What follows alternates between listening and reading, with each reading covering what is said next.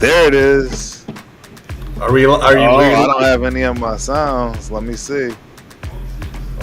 Do we have any sounds? There we go. Dude, I got. Okay. I'm double checking it right now. Are we live, Professor? Are we live?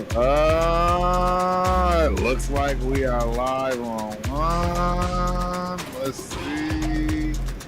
Error occurred on another one. It looks like we're listening live on another one. So I don't know what's going on, but I do see us live on.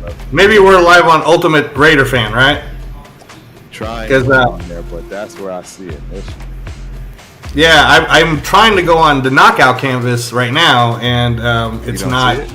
It just keeps looping itself like we're not live. So maybe send me a different YouTube link of it, or let me try to find it. Go to the knockout. Yeah, it's not showing.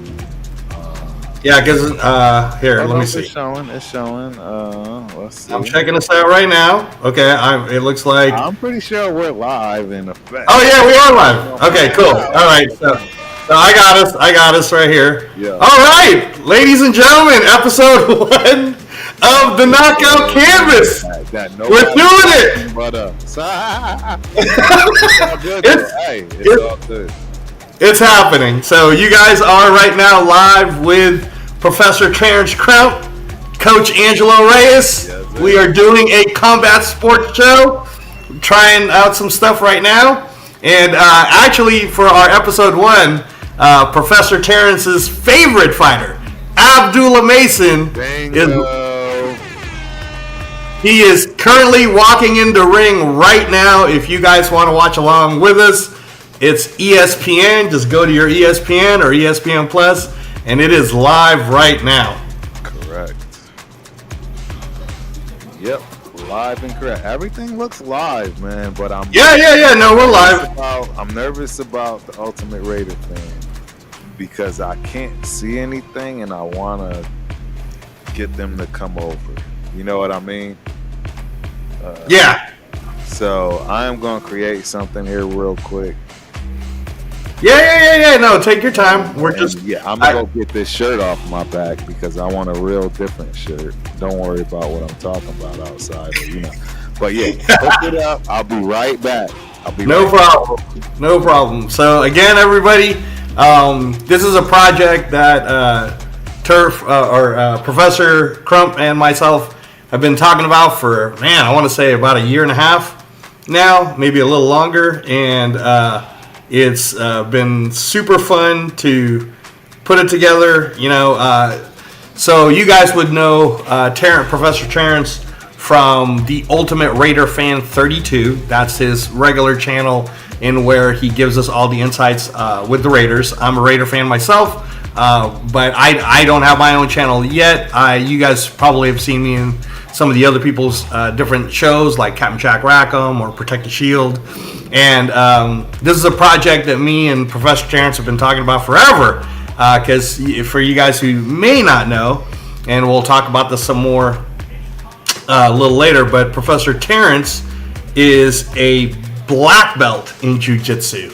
And it's something that he doesn't like to brag about, but he actually is a professor level in that. And and we both have a passion for martial arts and combat sports and everything of the sorts. We're gonna have special guests coming in, but we really just want to launch episode 1. We've been trying to do it now this year, and we figured, hey, why not with his favorite fighter? So Abdullah Mason is 135 pounds. He's currently number 2 ranked in the world at 135, and he is on ESPN right now. So if you guys want to put your TVs on ESPN or ESPN Plus and you want to watch it along with me and Professor Terence Crump, then please go ahead and do so. And we are just going to be watching this and having fun with it and kind of playing with the kinks of the channel. And again, this is episode 1, so it was just exciting for me and Professor Terence Crump to be together to actually get to watch his favorite fighter together. Yes. So, loving the Spence Crawford shirt, of course. Professor Terence was here in Las Vegas for that. So, absolutely love that. Absolutely love that. So yeah, Abdullah Mason. I just sent it to one of our buddies. Hopefully, Spence, if you can get this link, Spence. We're live right now, and yeah, no, we're having fun with it. We're checking it out. Yep. So yeah, so Turf, you can see the TV, right? They're introducing Nakatia right now. Oh, I see the fight. Oh wow, you're faster than me then, brother. That's great. That's even better. And usually I'm faster than you. There's only 20 seconds left in the first round. Wow, that's great. That's fantastic, Turf. Well, I'll slow down. No. Don't. It's probably my TV. I'll fix it. Speed up. Okay. Yeah. I'll figure out speeding up. But who do you got winning the first round so far? I didn't get to see it actually. That's why I was Mason, to be honest. But I didn't get to see enough of it to know that for a fact he's the winner, if that makes sense. I mean, of that round. You know what I mean?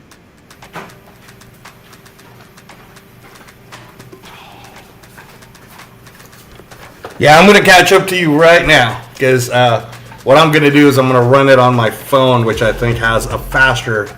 Okay. And what I'm doing right now is I'm putting it up on the knockout canvas. Sweet. For Instagram. Hopefully. Nice. Yeah, I'm trying. I don't know if it'll work, but we're going to find out here in a second. Yes, sir. Paste. Okay. Instagram. Let's see. We should be looking to try to get that going. I want to get it everywhere I can possibly. There it is. We are live on the knockout canvas. Yeah. By way of Instagram. I need Facebook too. I don't know if I do have Facebook. Yeah, you got it all. We got the Instagram, we got the Facebook. So yeah, I'm definitely seeing it right now. Turf, it is. Let me make sure with my glasses. Round 2. Yes. Round 2, and I'm at the 238 mark. Bingo. Perfect. Okay. Perfect. Sweet. So Abdullah Mason's doing his thing, as you can see. For you guys who don't know, Abdullah Mason is the one wearing the teal colors right now. And Nakatia is a very, very good opponent. He has fought Shakur Stevenson, who's currently the WBC 135 champion, and also fought Raymond Murataya, who is the current 135, 135 IBF champion. Yeah. Right. So this is a test for the young man, 20 years old. 100%. This is a test. This ain't no easy fight. Oh, not at all. The 20-year-old Abdullah Mason just doing his thing right now. He looks good, Turf. He looks really good. I agree. I like what I saw in the first round. I like what I see in the second round.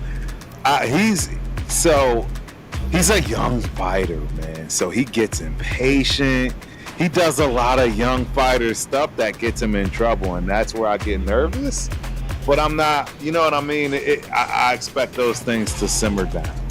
You know what I mean? Yeah. I mean, like right there, you just saw he swung that backhand left, right? But it was a little wilder.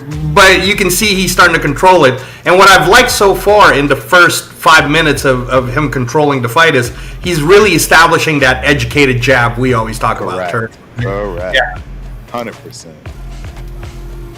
And he's throwing it everywhere. It's not just head; his body is everywhere. It's exactly. He's making sure he's keeping them guessing.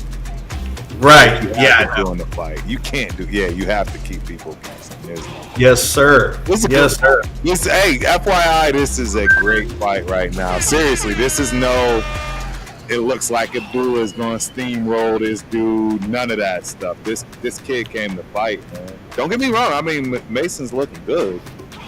Yeah, no, Mason's winning for sure, but yeah, you can't get You through can it. tell that this kid understands if this is how the fight's gonna go all 12 rounds, I need to start throwing elbows. Right. I'm not gonna make it. You can see And that. see, Nakatia almost caught him right there. Yep. You can see that almost already. Yeah, this is definitely what we would call a step up. Like this is 100%. us showcasing Abdullah Mason as the nationally televised main event for the first time in his career. He's only 20 years old, and if you guys are wondering or listening or maybe watching us on a replay, the reason why we're both so excited about Abdullah Mason is he's really, when we see this kid, he's going to be the next Oscar de la Hoya, Sugar Ray Leonard type. The next somebody. He's gonna be, and we just and the kid is not afraid to fight anywhere. In fact, after this fight, should he win, he will have an opportunity now to win the vacant WBO 135 championship against the number one contender, which is Sam Noakes of the UK. And Abdullah Mason has already said he would be more than happy to go to the UK and fight in front of 60,000 people in a stadium, which we love. We love that type of fighters.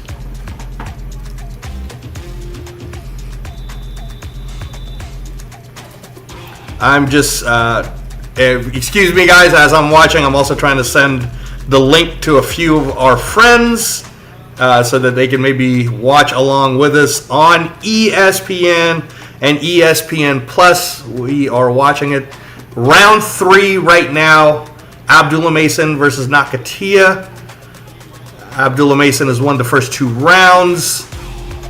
Again, you can see, if you guys are watching it with us, you can see them calculating the movements right now. They're trying to measure each other up. The way the flow of this is going right now, it's hard to tell if Abdullah Mason will be able to knock this kid out. The Nakatia is definitely being very good defensively when they get on the inside. Oh, Turf, your microphone for some reason is muted. Just so that you know, sir.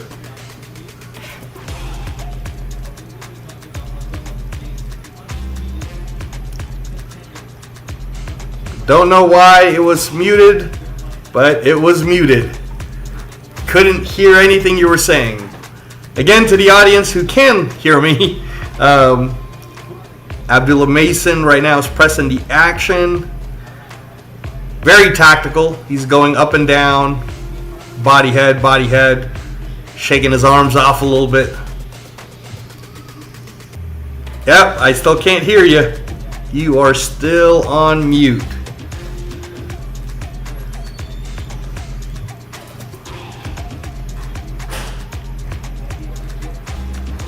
Still on mute. I'm sure I'll hear you at some point.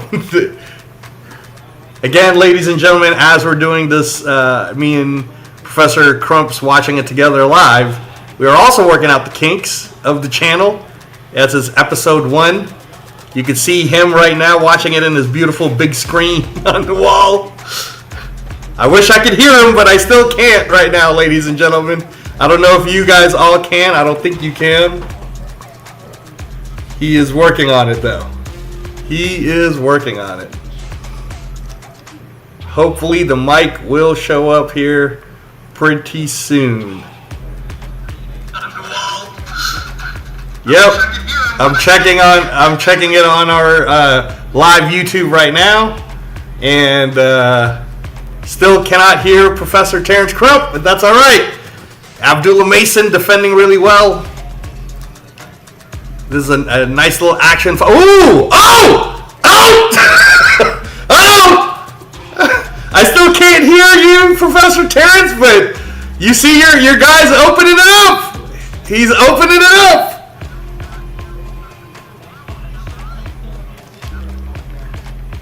Maybe Professor Terence Crump's microphone got dislodged through the excitement of Abdullah Mason opening it up in round 4. It's a commercial break right now on ESPN if you guys are watching it live with us also. Again, we are working out the kinks of the channel So please bear with us as we figure this out when him and I are just having a little fun watching the Abdullah Mason versus Nakatia fight together on ESPN and ESPN Plus.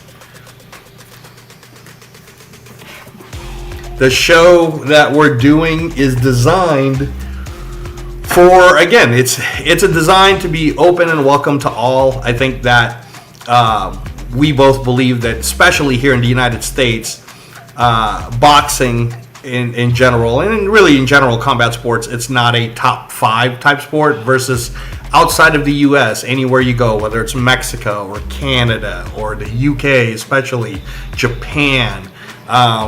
Combat sports and boxing in particular is in the top 3 range of most popular sports that everybody just watches all the time.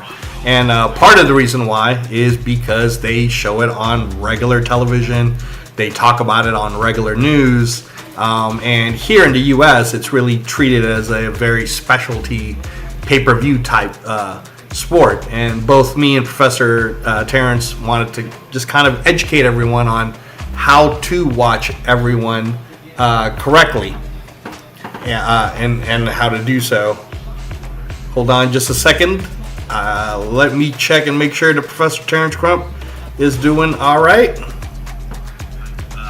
Sport, and both me and Professor Terence. So we're just checking everything out, and he just stepped off for just a second, ladies and gentlemen. Don't worry, he will be back. And right now, Abdullah Mason is in round 4. He is putting it well together, turning it into a nice little battle. Can you hear me? Yes, sir. He's back. I know. He's back. Yeah, I'll figure this stuff out again. Oh, no problem. No problem. So, Professor Terence Crump, where are we at? Where are we at with what you thinking of your guy? Because he's looking Mayweather like. Good, bro. He's looking real good. He's reminding me a little bit of remember when Floyd Mayweather beat Endu? Right. He already got that eye messed up, bro. Yeah. This is the problem. He already got that left eye of old boy messed up. That jab really got him. Now he's sir. See, and this is what I like about this fight. This guy is not going to just try to survive. You know what I'm saying? He's got more to him to himself to allow that, and you're gonna see him fight back. And I think he's doing that very clearly right now. I mean, this is a hurt fighter. He's hurt right now. Oh, I mean, his eyes bleeding, like you said. He's stepping down. It was the 4th round. Yeah. Yes. This is the problem for him. This is why you see the power he's throwing with right now. And it's sniper shots. Yeah. Right, Professor Terence Crump? It's sniper shots. It's not like big looping bombs. He's throwing them like snipers. Yes. No, they're legit shots. Like it's a legit fight. Again, ladies and gentlemen, if you're joining us right now, this is the Knockout Canvas. Me and Professor Terence Crump are watching the Abdullah Mason versus Nakatia fight live right now, happening on ESPN and ESPN Plus. If you guys want to tune in, it's free. 100% free. If you are on the Ultimate Raider Fan 32 channel, please move over to the Knockout Canvas. You should be able to find it. I'm going to put it up here on the screen here in a second. Please, if you are watching on the Ultimate Raider Fan, I see a few people watching. Move over to the Knockout Canvas. Please. Knockout Canvas, all one word. I'm going to get it up here in a minute. I'm going to let Angelo continue to commentate and so forth, and try to get things moving from that respect. So. Yes, sir. And we again, as I was saying earlier, the reason why, and this is a project that we've been trying to put together, as I was telling you guys earlier on the show, for almost 2 years now, and we just now finally got it to a point where we're like, let's do it on the day that your favorite fighter Abdullah Mason is becoming the main event for the first time in his 20. He's only 20 years old. This young man is 20 years old. He's fighting on free national TV right now as the ranked number 2 135 fighter in the world. So very exciting times. And the reason again that we were doing this is so it's an open show. It's not going to be an aggressive show. It's more so we can educate everyone on how to correctly watch combat sports, how to correctly watch boxing in the U.S., how to even find these channels that are free. Because believe it or not, ladies and gentlemen, combat sports in America is not pay-per-view. You can literally watch it for free in so many different streaming services. Dude! It's over! He came, it's the eye, right? It's the eye. Yeah, the doctor came in and said, ladies and gentlemen, winner by knockout, Abdullah Mason stopped his opponent the same way Muhammad Ali stopped Sonny Liston back in 1966. This kid is on the cusp of becoming the next WBO world champion. He's the real deal. He's the real deal. Now 19-0 with 15 knockouts. And again, because he's so tall, very much like how Tommy Hearns was, that height it's going to be able to carry from 135 to 140, 140 to 147, 147 to 154, 154 to 160. So you already know this kid is going to be in that realm of like a Roberto Duran who moved up, a Manny Pacquiao who moved up, an Oscar De La Hoya who moved up, Floyd Mayweather who moved up, Terence Crawford who's now going to attempt to move all the way up to try to fight Canelo. So yeah, and please, if you're on the Ultimate Raider Fan 32 right now, again, we're asking you guys to switch over to the knockout canvas so that we can see your comments. We see you guys on, and I realize everybody's still trying to get used to it. I know. So if you're listening to us right now on the Ultimate Raider Fan 32, please switch over to the knockout canvas. That way we can see your comments. Thank you. But this is great that we're on the very popular Ultimate Raider Fan 32 that is on Raider football material. And see, for you guys who are on the Ultimate Raider Fan 32, for most of you that know that this collegiate running back superstar, Terence Don't you do that. Don't do that to me. from Montana State. But what most of you don't know, and the reason why me and good old Turf, as you guys might know him, Professor Terence Crump, have been talking about this, is he is a black belt, again, in Jiu-Jitsu. His actual title is Professor. So that's why the show, the Knockout Canvas that we're doing live right now, is the Knockout Canvas with the Professor and the Coach. And for you guys who don't know, then Google. As Shaq would say, you could Google my name. and it'll all be fine. But that's all right. Again, both me and Professor Crump, we don't really like to brag about our accomplishments. We just like to talk about the positives of combat sports. So, but if you guys are ever curious about Reyes Boxing or Angelo Reyes, you just press that nice little Google, and you'll find out all you need to know. Absolutely right. Absolutely right. Don't let Angelo sell himself short, ladies and gentlemen. Trust me, you are dealing with a real one. Yeah, don't let the smooth taste fool you guys. Hey, this is a really great, Turf. That Abdullah Mason is clean cut kid. Oh, yeah. Nothing bad about him at all. He honestly, like Floyd Mayweather was the same way when he came out of the Olympics. There wasn't nothing bad about him when he was pretty bad. No. Yeah.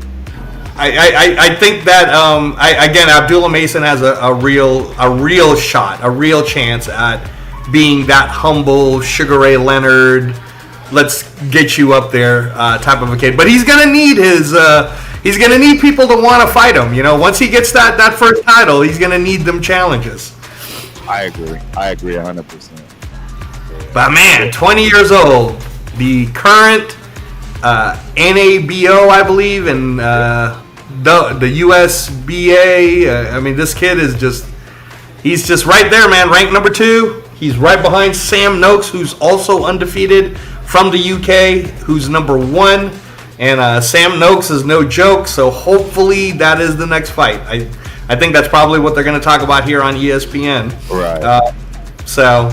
But yeah, really exciting, Turf. Really exciting for us to see that. And you saw, like, earlier today, we saw Kelvin Davis, Keyshawn Davis's brother, get that fight. He loses in front of the Norfolk, Virginia crowd, which, by the way, when you and I were growing up, we were more used to these kind of localized grassroots shows that people can get behind. Aaron Pryor, they can get behind Sugar Ray Leonard, right? So it's nice to see Top Rank Boxing with Bob Arum, who's been promoting forever. He's literally 93, and he promoted just about everyone in the U.S. It's nice to see that this was in Norfolk, Virginia, in front of 10,000 people. What do you think about that, Turf? Because I've never been to Norfolk, Virginia. What's hilarious, man? It's not hilarious, but I literally just left Norfolk. In fact, for my dad's services and stuff, we flew into Norfolk as far as my family. It's about an hour away from Richmond. There's something special about Virginia just in general for athletes that people don't understand or know. You're talking some of the best ones to ever do it. Absolutely. Allen Iverson. Boo! Michael Vick. Boo! Dude. Pernell Whitaker. Boo! Pernell Whitaker is probably the most famous boxer to come out of this league. And rightfully so. I mean, he's damn sure one of my favorite fighters of all time. Oh, my goodness. He changed the game, Turf. He changed the game. He's like Pernell Whitaker, honestly, guys, if you are in me and Professor Crump's age group, you would understand him kind of like how when Allen Iverson first came out, and then he was doing all those tricks, and then he did the commercial where he spun, and then he put the thing behind his back, and then all the kids started practicing it. Pernell Whitaker to us was that guy where he would do all of these moves in the ring, and he would shimmy and shake and dance and put his hands behind his back. So guys, like, if you grew up in the 90s and the Roy Jones era and you thought Roy Jones created to put the hand behind the back before you knock someone out, you guys might want to watch a whole bunch of Pernell Whitaker, because he was doing that all the time. Bingo. Yep, I agree. So no, Virginia, the Turf, like you said, it's something in the water. There's something in the water in Virginia. Something in the water. Yeah, I believe Lamont Roach, who's fighting Terence Crawford. I'm sorry, Lamont Roach is fighting Gervonta Tank Davis, right, August 16th. I think he's from Virginia also, I believe, or in that area. I guess it's, what do you call that area, Turf? That D.C., Virginia. Well, I know D.C. is the District of Columbia. No, you're right. I said that out loud. I didn't mean to say that. Right. But you know what I'm saying, right? Like in New York, they call it like the tri-state triangle or something like that. New York and Massachusetts is considered, Pennsylvania is considered the tri-state. Right. And then New England is considered, right? Maine, Connecticut. I want to say, obviously Mass. Everything, including New York, I think is considered. But I could be wrong. Guys, don't quote me on that stuff. No, but again, for tonight, we want to watch the Abdullah Mason fight together. We want to talk about all the different fights you guys can see for free this weekend. There was one that Professor Terence Crump missed this morning, which I'm really sad about. I sent him to highlight, but it was on DAZN. If you guys want to get the clip of it, feel free to follow me at Reyes Boxing on Instagram, or follow the Knockout Canvas on Instagram, and we will send it to you. But the Justice Hooney versus Fabio Wardley heavyweight fight for the WBA Interim World Championship happened this afternoon. Burner.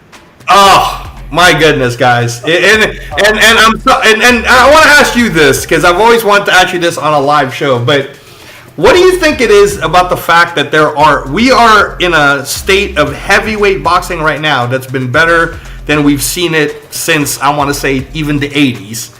But unfortunately, all these great heavyweights, none of them are American. So what do you think about that, Turf? That none of them are U.S. based, because we used to control it. We used to be the best at heavyweight boxing, and now we're the worst at heavyweight boxing. We are. So first off, it doesn't shock me that it's my guy. Let me look. Oh, I don't have it set up, but don't worry, because we're gonna get this set up right now. Right? Okay. Yeah, we're getting this set up right now. Hold on.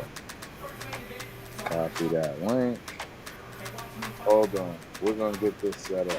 No problem. I'm just listening to Abdullah Mason right now, being a very eloquent speaker. Yeah, unbelievable that this kid is 20 years old, man. I'm really impressed with him. He didn't even go to college. That's impressive. Very impressive.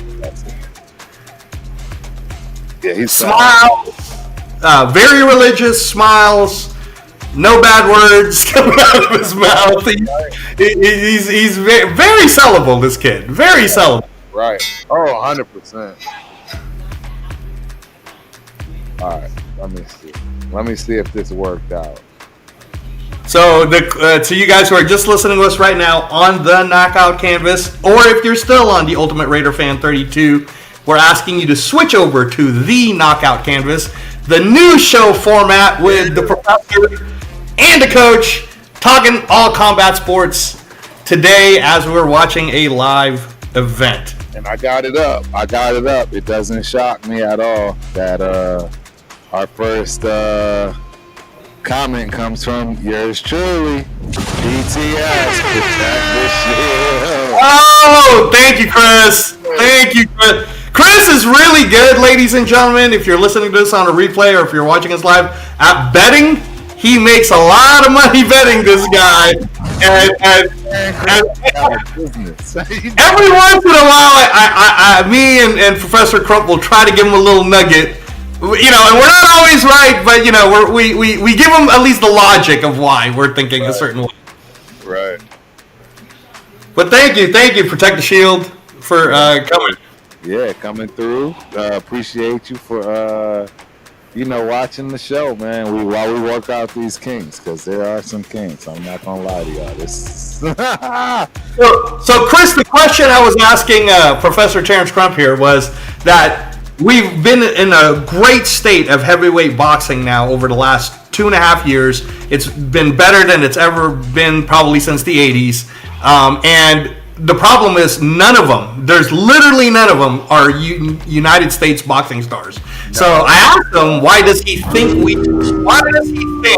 don't have any USA heavyweight? Because Abdullah Mason's 20 years old. Right. You just saw him right now on ESPN. 20-year-old kid, amazing. He just put on a performance, knockout after the 4th, and he's a star. But mainstream media, they don't really want to push a kid like this.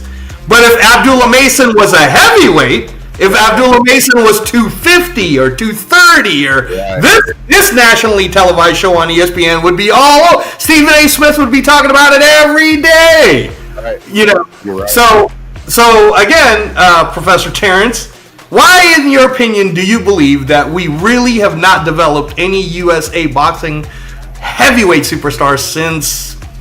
Man, it's been since the 90s. Right. It's the other sports, unfortunately. I'm just going to be honest and upfront. It's, I'm very transparent. All the other sports, they're more sexy. They give you more money. It's less abuse, if you will. It's more reliance on other than yourself, so you have outlets. Right? Like, there's just a lot going on, man. And then just those size people, they don't want to get punched in the face. I just wouldn't. Well, you played with those size people. I mean, you had guys that were like 6'6" blocking for you. They fold like a tent. Yep, I'm saying it loud and clear and up front and close and personal. They fold like a tent the minute you give them something to fold for. and that's just what it is. See, and that's the thing. This is where I'll start to get a little grimy, guys. I'm gonna give y'all a look. This is the fight game is very different than football or any other sport. We make it nice and fluffy, but I'm gonna let y'all know right now, when you walk into a gym, it's nasty. Ain't no fluffy. Ain't nobody. No. You're not gonna hear nice words. There's no hi, how you doing today? No. That's just not the fight game, ladies and gentlemen. And that's why we're here to bring that truth to you, right? Across the board, because it's any combat sport. It's just a filth mongrel machine that you gotta have that chip and something in you to do it. I don't know any other. I don't know how to explain it. Yeah, you're definitely not. We'll put it to you this way: you don't see a lot of college kids wanting to just wake up one morning and be like, you know what? I think I'm gonna get into boxing. Punch in the face tonight. Right. We were just talking earlier about how kids like Abdullah Mason or Gervonta Tank Davis. I mean, they're not coming from there. I mean, Gervonta Tank Davis, for example, is from the mean streets of Baltimore, and we're talking like people getting shot streets of Baltimore. So, and it was the local police athletic league gym that he started training at as a kid that he had to come from in order for him to be where he's at now. And this is the same story for Floyd Mayweather from Michigan, right? Like, same thing. Like, and again, when we go just across the board, man, it's not. I mean, Joe Frazier didn't grow up in a collegiate background. You know what I mean? Like, so just like you said, but why? But even still, though, you played, high level college football. Why do you think, though, that even in Montana State, I'm sure that you played with big guys who didn't exactly come from the greatest neighborhoods? Why wouldn't they have gravitated towards boxing even during your time? It's too hard. It's too hard. It's too hard. I'm telling you. I'd rather go through 2 a days, whatever you throw at me from the term of a football game. And no matter what, I'm any of it, 2 a days. The leading up throughout the week, it doesn't matter. Training camp, none of that compares to training for a fight, ladies and gentlemen. I've been fortunate to train for jiu-jitsu matches, which also ain't no fun. Oh, it ain't no fun. Not at all. This game that don't cut weight. And right. If you understand and know the word, those 2 words, cut weight, you already get it and know it's not fun. It's not an easy situation. And the bottom line, man, is there's easier ways out. I don't know any other way to say it. Fighting is exactly what it's the meaning of it's fighting. Right. People don't have it in them, man. They just don't have it in them. And I guess if you're in that size group, right? If we're already saying you're growing up and you're in high school and you're 6'1", 6 foot, or you look like you're going to be 6'2", they're trying to push you for what? Basketball? Yeah. Baseball? Football? Yeah. Then nobody's saying go to the local pal and learn how to box. Nope. Because if you think about it, right? You and I, when we were growing up, I mean, we got to watch. Even in the later years, right? So pre-Tyson, and Mike Tyson, obviously, from 1985 to the mid-90s was so dominant. But let's not forget, man, I mean, Buster Douglas did beat him, and he was quite good. Evander Holyfield, let's not forget about that guy. I mean, Evander Holyfield, ladies and gentlemen, was in the greatest I'm trying to think of any better team. I can't. But the greatest Olympic boxing team ever. And Evander was the one who got the bronze medal. Yes. Everyone else got the gold. and Virgil Hill got the silver. So, and again, you'll know that when you're watching the knockout canvas, both me and Professor Terence here will be giving a lot of historical lessons because our whole goal is to bring you into boxing. And all of it. We believe that once you get the bug for how to understand, how to watch fight sports, you're just going to fall in love with it. Because that's what happens. Once you fall in love with it, then you're just hooked. You know? Completely. 100%. I'm really happy for my guy tonight. I thought Abdullah Mason did 100% exactly what you want to see. Right? Young prospect, when given the opportunity to be put on stage at the last minute. Last minute? No nerves at all. Wasn't even nervous about it. He was saying, I prepared for this. This is what I was preparing for. Nationally televised. Like, you're 20. Imagine again when you were 20. Any of you guys who are listening to the Knockout Canvas right now. When you were 20 years old, and then somebody told you, I don't know, like half a day before that morning you wake up, hey, by the way, man, millions of people are going to be watching you on national television in the United States, and a bunch of them are going to watch it on replay. Right. You know, especially now. I mean, you have a young son. I have a young son. I don't know necessarily if they would be up for it. You know, they would certainly be nervous, for sure. But this kid showed no nervousness at all. It was like zero. He showed zero. Very impressive. Very impressive. Now, for you guys who are just watching the show right now and you're not quite up to date with the state of boxing, Keyshawn Davis, who was the WBO 135 champion, and I'm going to get Professor Terrence's take on this here in just a second, ladies and gentlemen, but, silver medalist, first of all. Silver medalist, fought for the United States. Very great talent. Was only 26 years old. Was coming up. Was the rising star that we're like, oh man, this guy might be the guy that takes over for Shakur and Tank, because he's younger than all of them. He's younger than Shakur, younger than Tank, and he had an opportunity tonight to be the main event, nationally televised. On the weigh-ins yesterday, the kid came in 4.5 pounds heavy, and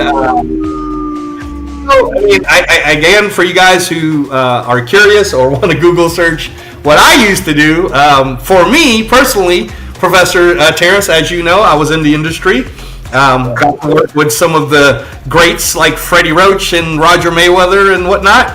And I know for us, if we had a fighter and we had any feelings that there might be some weight issues even going into the camp, we were going to try to address that. We were certainly not going to wait last minute to try to make someone drain themselves out, because when you drain yourself, it's very dangerous, ladies and gentlemen. That's one of the dangerous things about cutting weight is it can cause severe brain damage. It can cause clotting. It can cause organ failure. Like, you don't want to cut your weight down so low that you could be what we would call a weight bully, where you believe you're so much bigger during fight night. But at the same time, if you believe that you couldn't make your contracted weight, what happens is you don't get paid, which means your coaches don't get paid, your managers don't get paid. A lot of people don't get paid. Yeah. So someone messed up here. Someone messed up in terms of whoever it is, the nutritionist, whatever. But the kid comes in 4.5 pounds heavy. Then he tries to renegotiate with Edwin De Los Santos, who had originally fought for the WBC 135, and that's how Shakur Stevenson became the WBC 135 champion. I'm sorry. So Shakur Stevenson beats Edwin De Los Santos to become the champ back in 2023. Then what happens to Edwin De Los Santos is he goes through a blood clot that almost kills him, and so this was his comeback fight from 2023. Right? So here he is. He shows up. He weighs in, Professor Terence. He's ready to go. He's ready to fight for the title. He does everything right. And his opponent, Keyshawn Davis, completely screws it up. I want to give a shout out to Bob Arum and Top Rank and the rest of the team for doing the right thing. They gave him his He gave him the full purse of $400,000. So yes, Edwin Santos got paid almost $500,000 to not fight, which is fine. He deserved that money. He trained, he did everything right. And Keyshawn Davis, just you don't get paid, man. You don't get paid. So, but what do you think overall? Like if that happened to you in a jiu-jitsu tournament, let's say, right? What do you think overall? And the funny thing, this stuff does happen. It happens all the time, and it's unfortunate, man. I mean, the bottom line is you put in everything for these fights. See, I don't think people understand the reality of when you actually are preparing for. You're basically taking 2 months out of your life. Gone. Absolutely, it's gone. You're never gonna get those 2 months back. There's no really talking or chatting with anyone. There's really no warm fuzzies. There's really no like you're in a mental state that you want to be around people that you want to be nice to. You don't want to affect your kids, but there's so much that's involved in a fight. I don't think people comprehend. And again, and this is coming from someone who played at the highest level of college football and knows the sacrifices it takes to be that type of athlete. And he's talking about our sport, the sport where I would put these fighters, and we would give up our lives for, and not just the fighter, Turf, the coaches. Right. The coaches aren't seeing their families for 2 months. I'm telling you right now. So you guys are going to hear this story over and over and over and over and over again. You're going to hear me talk about this kid over and over and over and over and over again. He's not a kid anymore. In fact, he's never been a kid as far as me. He might actually be older than me.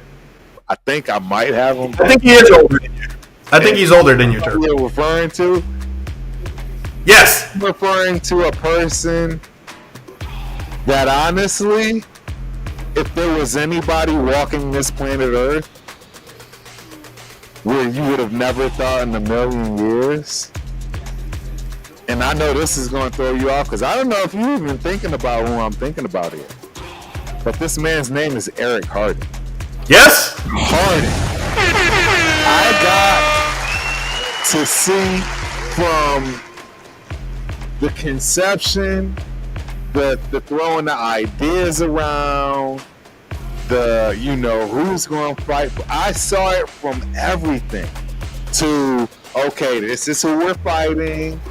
This is where camp is going to go. This is how we're going to run it. I was very fortunate to live with Eric Harding during his David Terence. I want to say it was NABF. It was just for a title fight. It was a title fight. And what I can tell y'all is I wouldn't wish that on anybody's worst enemy.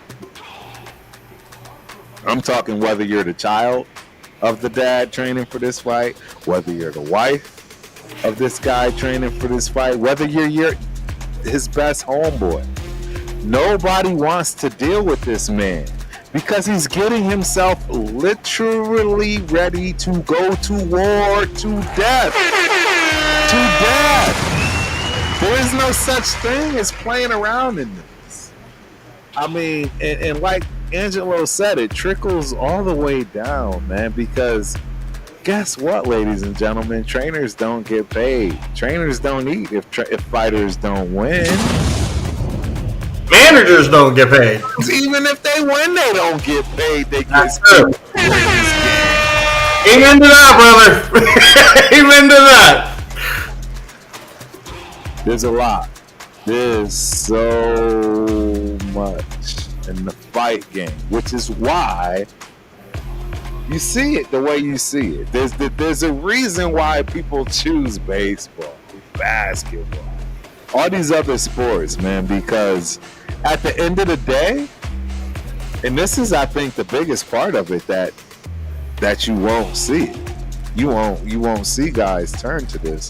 It's because it all falls on you. You can't blame your trainer. You can't blame your coach. You can't blame your wife. You can't blame your kid. You gotta look at yourself in the mirror for that fight, no matter Yeah, how it goes.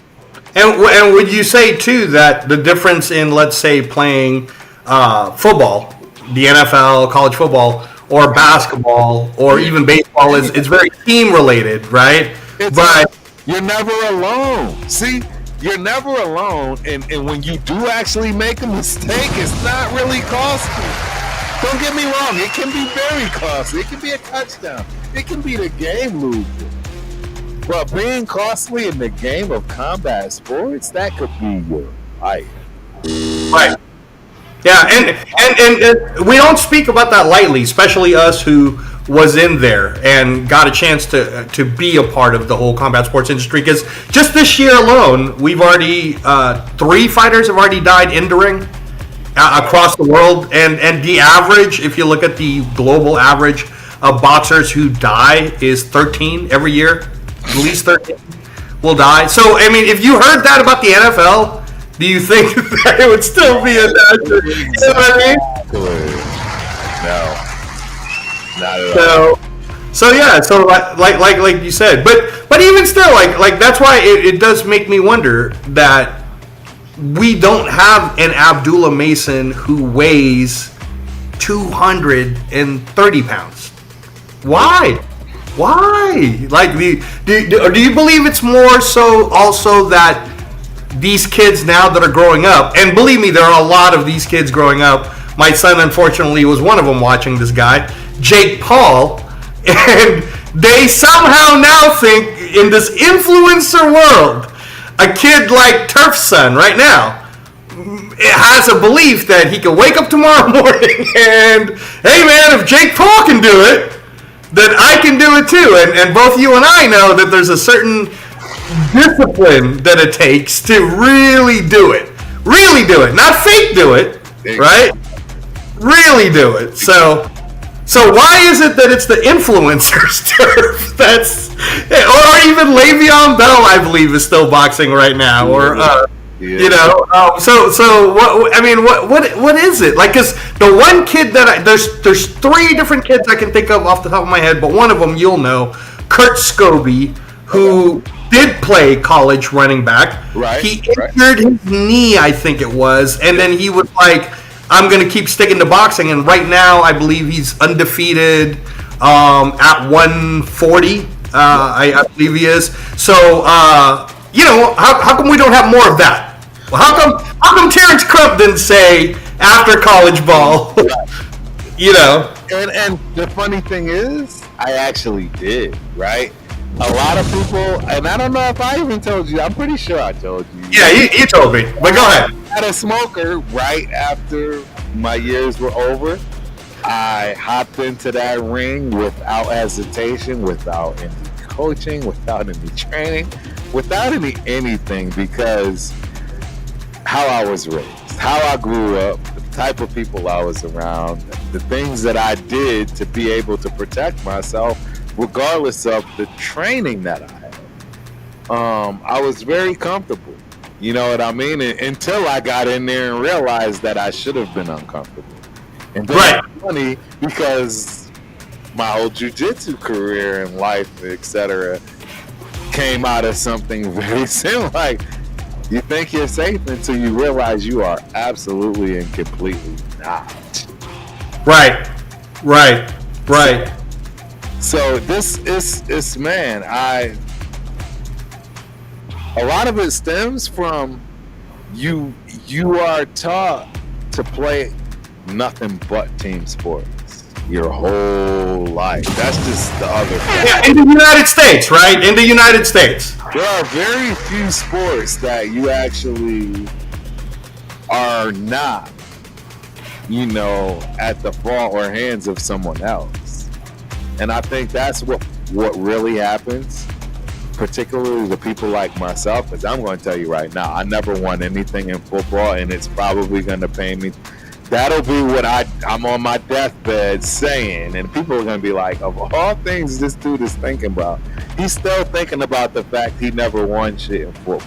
Right. He won anything in football as a team sport. Right. And so it was very easy to say to myself, I'm doing this. Not only for, not for anybody else or all that, but for myself, because I've never won anything. And I think you find a lot of guys that play team sports, they gravitate to something like boxing. Right. For later years. And usually what they find out is it's way too late. But this day and age, between, like you've been talking about, the celebrity boxing matches, all this stuff, football players that are doing it, Greg Hardy, all of a sudden everybody feels like they got a second chance.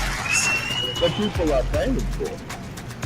Right. And that's the other thing too, is I think that's one of the reasons why you and I had this shared passion for wanting to do the Knockout Canvas, is that we want to educate everyone that please stop saying to me and Professor Terence Crump here that, the reason why I don't watch boxing is I don't want to pay for anything. You don't have to pay for anything. It's free. We literally just watched a whole day's worth of free boxing, and at 1:30 in the morning tonight, if you're up late wherever you're at, if you put on ESPN Plus, you're going to watch free boxing happening in Japan with the number 8 pound for pound best fighter in the world right now. Like, boxing is free, y'all. Boxing is free. MMA, actually, you have to pay more money for MMA because they do the $80 pay-per-views. It's part of their rotation. They do 12 of them a year. So you have to pay for those. And here's the thing for the majority of you who probably have some kind of a box. I know Chris has a box and whatnot. You don't even have to pay. You just all you have to do is watch boxing. Because the honest truth is, me and Terence here, we grew up at a time where we turned on Channel 7 or whatever channel it was when you were growing up, ABC Wild World of Sports, and boxing was free. Not only was it free, it was like for you guys, here's a fun thing for our episode 1, because again, we're going to bring up a lot of history. Did you know, I don't know if you even knew this, but I sent you the clip a while back. Professor Terence, did you know that the Monday Night Football, right? It was originally for boxing. It was the music for the opening of ABC's boxing, and football took it. But that was the opening. I remember hearing freaking goddamn Sugar Ray Leonard come out to that. Yes. And that's what I'm saying. It's like, no, man. Boxing was the A sport from the Joe Louis times to then you go to Muhammad Ali, Frazier, Foreman, and it kept going, right? Spinks, Larry Holmes, Mike Tyson. It just kept going, and then it just stopped. It's like we grew up turf, and then what happened to the heavyweight fighters? Yeah. You know? No, I agree. I mean, again, like I said, there's so much going on. It's the other sports. It's the boxing is brutal. It's brutal. It's the hardest thing I've done outside of any other sport. Oh yeah, no, 100%. There's not anyone that have been put through the training that doesn't understand that you have to truly. You can hate the training part of it, but in all honesty, if you have caught and got addicted to the boxing sport and then you were able to do it or train it or perform it, it's very addicting because you feel like if you don't complete the training, then you're a failure. Correct. Right? So then you push yourself to the brink. Which is why it makes your body. Stuart Schwaggart, who we both know, Turf, he's told me. Hey, Raider, third round picked by Al Davis. But Stu has told me repeatedly that the worst and hardest training he's ever had, football, whatever, track, doesn't matter, is when he was training at the boxing gym with the professional fighters to cut his weight, to get his slimmer. And he got himself slimmer, but he said it was like hell going through all those drills, all that running, all the jump rope, and it is. It's no fun. Which is why when you see two fighters finally get in the ring at that high level, like Abdullah Mason versus Nakatali tonight, right? If you got a chance to watch it, or you want to watch the replay on ESPN or ESPN Plus, trust me and Professor Crump when we tell you guys, Nakatali didn't wake up from the couch. He trained 2 months to get knocked out in 4 rounds. And you hit it on the bro. He trained, and see, that's the thing that people don't want to hear, see, understand. Now, this man literally put his life on hold for this fight, I'm telling you. And he lost. Yeah, and think about this too. He fought Shakur for a title. He lost. He fought Murataya, who's now the current IBF 135. He lost, and now he fought Abdullah Mason, and he lost. Right? It's like this is just the life. This is how it goes. So then let me ask you this, because we did, and I think some of the younger people who will get a chance to listen to us as we talk more, they're used to the Manny Pacquiao came through, right. Ricky Hatton came through. Right. Zab Judah was the cover of ESPN magazine. Oh my God! Even till this day. Zab Judah, right? Floyd Mayweather, like this was during that time. Now we're going from that late '90s to the 2000s, right? Now, but it's all that 135, 140, 147. It was kind of like De La Hoya was that 1990s moving into 2000, right? And then in the De La Hoya time, you had Felix Trinidad, Fernando Vargas, all of these. So amazing fighters. Yeah, and these are all like the ebbs and flows of boxing, right? Like there are stars. And then now in the United States, like in your estimation, and we're just, because I know he's your favorite guy, but who's the superstar in the U.S.? We're talking like superstar that can walk into ESPN and have an interview right away with Stephen A. Smith, or superstar that can walk into anything and be like, hey, you have to, because Muhammad Ali was on every talk show, bro. Oh, absolutely. You know what I'm saying, right? Mike Tyson was on Arsenio Hall. You know what I mean? Like Evander Holyfield. Marvin Hagler had a right guard commercial, bro. Turf. All right. Okay, I think he was doing like great poupon and stuff, right? Sugar Ray was selling a cereal and Coke, bro. Like, you know what I mean? So in your estimation, who's that right now? Who is it? Who is it in the U.S.? Because outside the United States, bro, when I start talking about some of the names before the show closes, these are superstars selling cereals outside the U.S. But in the U.S., who's our guy? Who is it? We don't have one. Even your man, Bud Terence Crawford, who's trying to do every interview in the world. He's not what we're used to as an American dominating fighter as far as the spotlight. Let's just be right. It's just not. It's not what we expect. We expect you know what I'm saying, George Foreman's, Muhammad Ali's, you know what I mean, all those big names.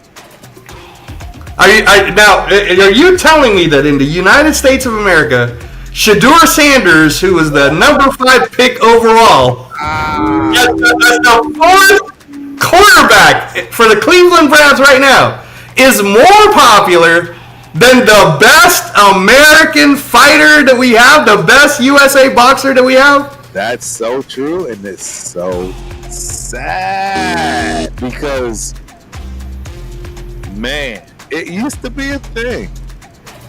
We all know that. It used to be a... Oh my God! It wasn't that long ago that it was a thing.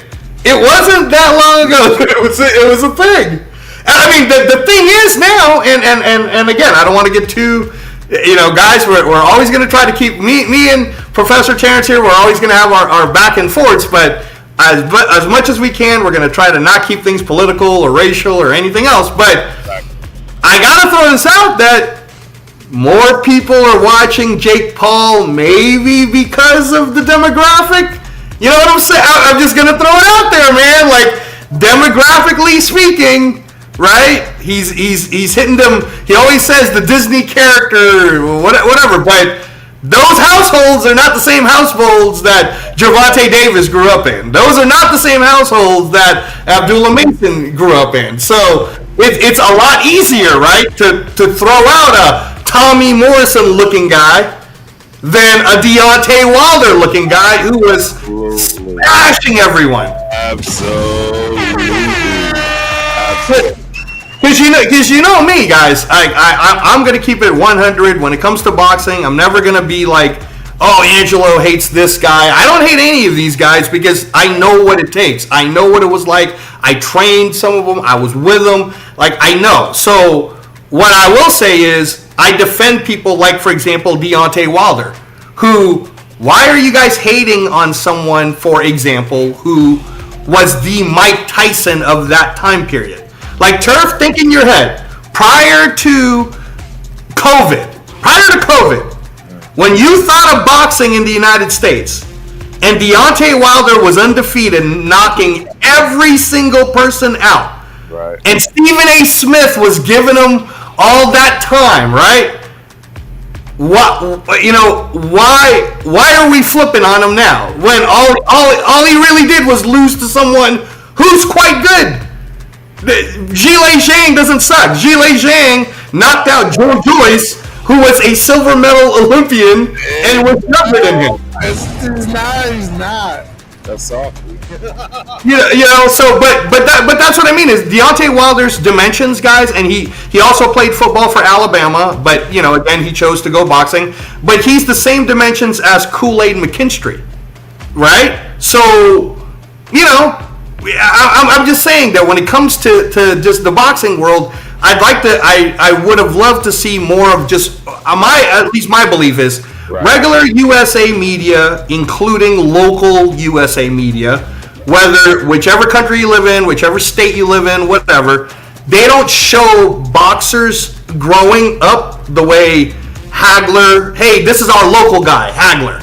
Right? When you grew up in the East Coast, you kind of knew about, hey, that's the local boxer coming out of blank, right? Because there were local shows and all these different local things happening, so everybody was kind of pushing it.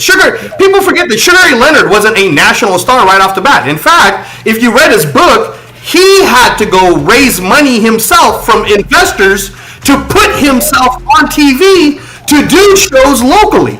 He did local shows. He went door to door. He was selling tickets because that's kind of, you know, it's kind of like politics a little bit. Like you're trying to show everyone, hey, I want you guys to support me, and here's the reason why, right?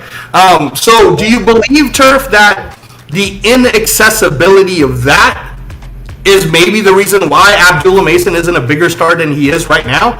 Because in our time, Abdullah we would have been watching it. We would have been going, oh my God, Abdullah Mason. I agree. I think it has all of those things you mentioned contribute. And I don't know if we ever get it back, unfortunately. That's the problem.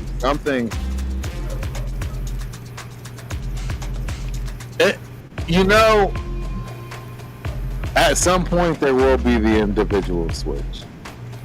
Okay. I'm calling it out right here, right now. For whatever reason, whatever epiphany I just had, something just called out to me that, hey, history repeats itself. Yep. Everybody's gonna come around. And the bottom line is, the reality is, there will be people that take this route. Again, they're not taking this route now. See, we know this. The statistics, see, and that's the thing. You can lie to yourself, I guess. You know, all those things, but Angelo and I both know why the numbers are saying what the numbers say. But I think you have a real strong possibility of people getting back to that individualism. Right. That I can do this all by myself. I can do bad all by myself, right? Like, I think you're going to see that, and I think that's an ebb and flow that got disrupted based on the times today, because we'd seen that ebb and flow up until, I would say, even after my childhood. Am I wrong? Right. How do you feel about that? Yeah. No, absolutely. And it's everything is cyclical, because I've been telling you 2 years ago when we were talking about it. I said, trust me, man, it'll take up close to 5 years. Right. But when we hit that, we're about 3 years away now. But by the time we get to the 2028 Olympics in Los Angeles, where they're gonna show boxing, we're going to have these American superstars like Abdullah Mason, already an established world champion, right? If Shakur is still around, he's going to be there. But here's one of the statistics that I want you guys to know from the Knockout Canvas here with the coach and the professor, is that if you really want to just learn and understand that boxing is not only a worthwhile sport to support, but in the United States, we have 20 world champions. I was just saying this to a couple of friends of mine the other day, that it makes me sad that we have 20 USA born and raised world boxing champions that are legit. 3 of them happen to be in the top 10 pound for pound.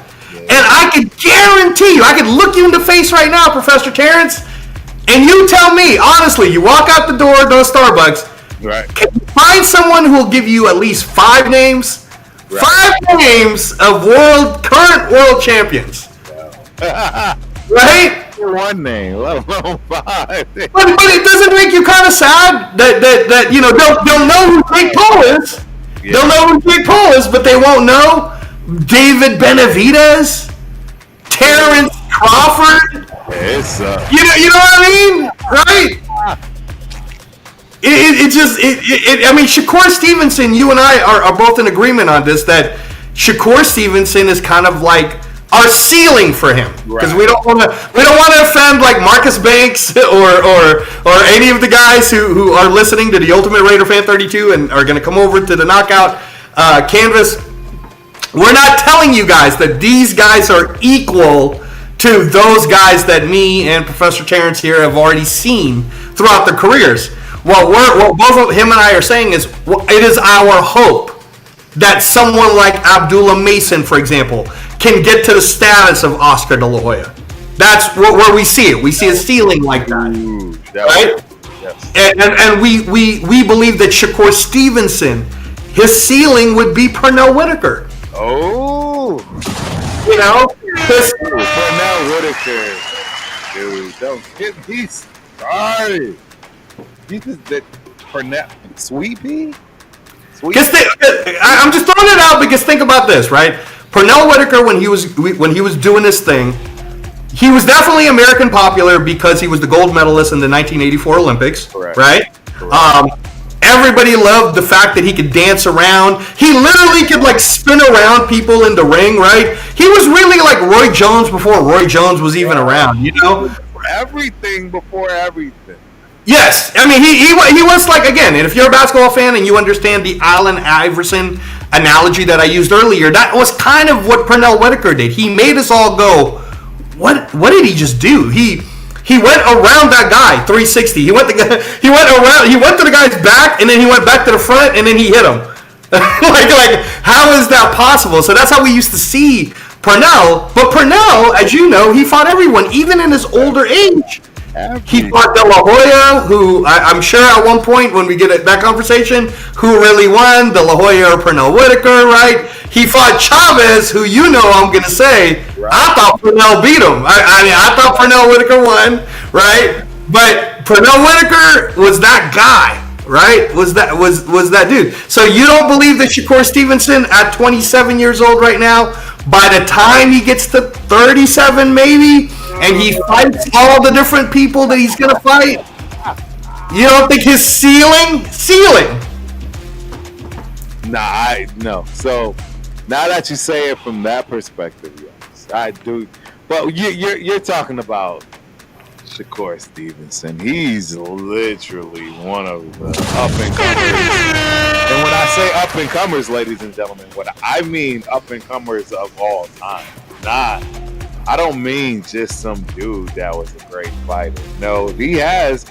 You're talking Sweepy. You know, he has the ability to be, if not the best at that weight class, one of them. And that's not said lightly. This is the game of boxing. This is different. I would say, would you say that with Shakur, maybe you're worried about his hands? Because Floyd had the hands problem also. And you know, because he is Floyd-esque, no. But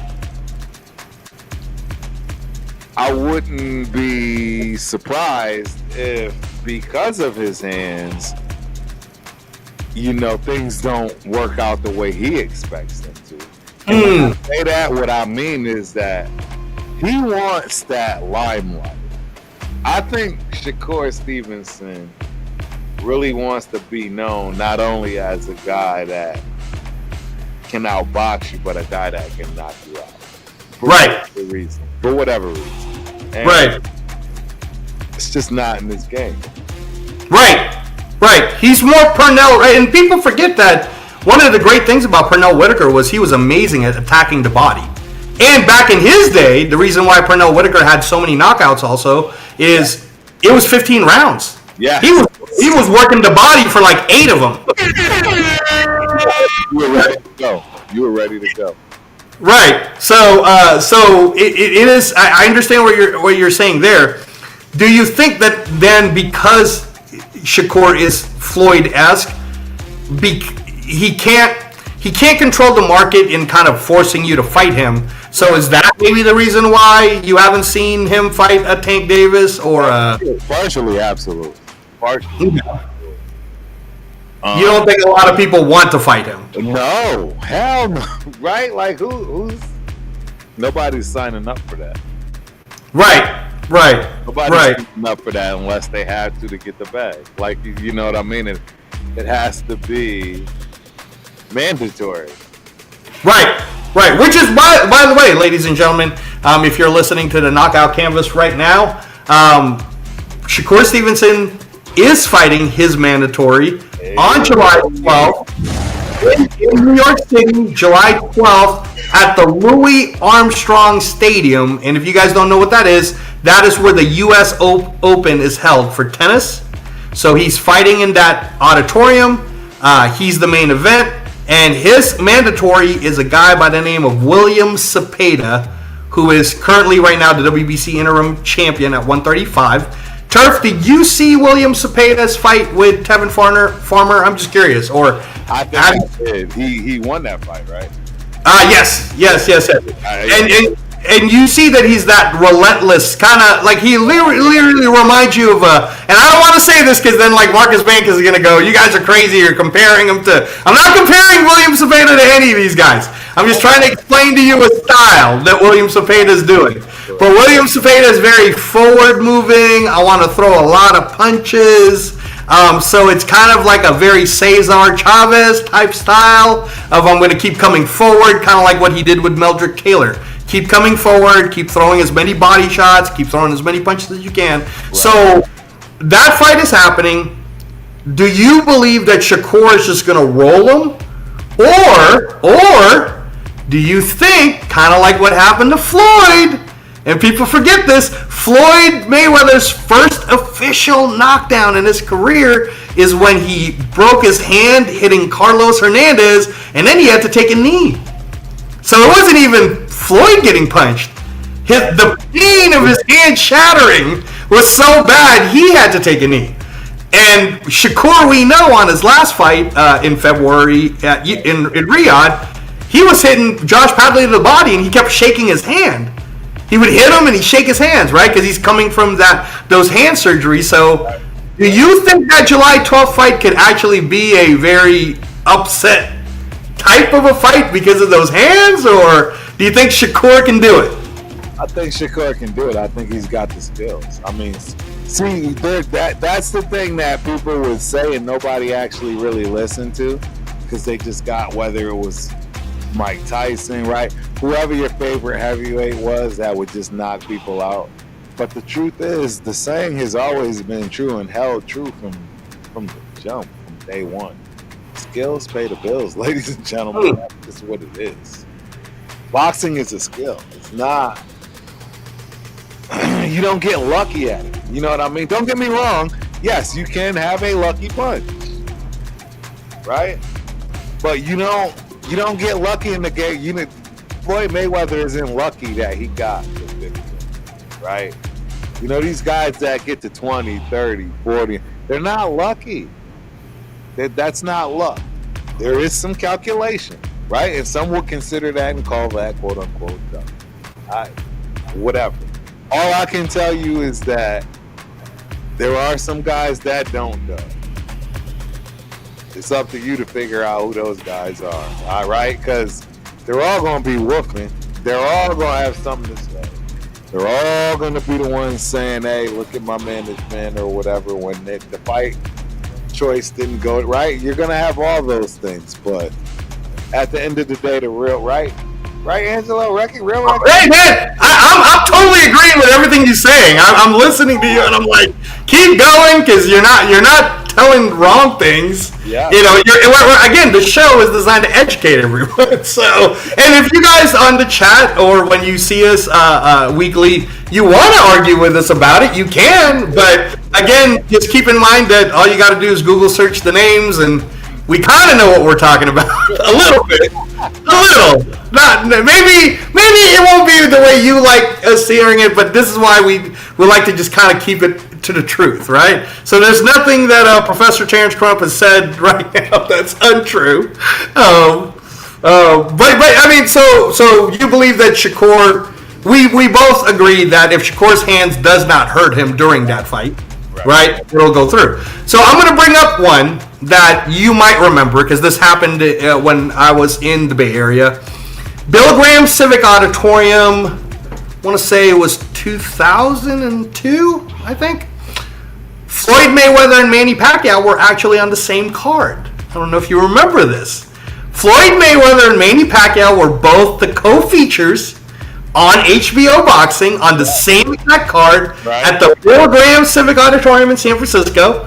And Manny Pacquiao had fought a guy by the name of Agapito Sanchez, who was just brutally like hitting him in the groin, headbutting him, getting a disqualification. It was terrible. Right. And the headliner, Professor Terence Crump, was Floyd Mayweather Jr. defending his, at the time, I believe it was the 130-pound WBC, the Super Featherweight Championship, against a number one contender from Texas by the name of Jesus Chavez.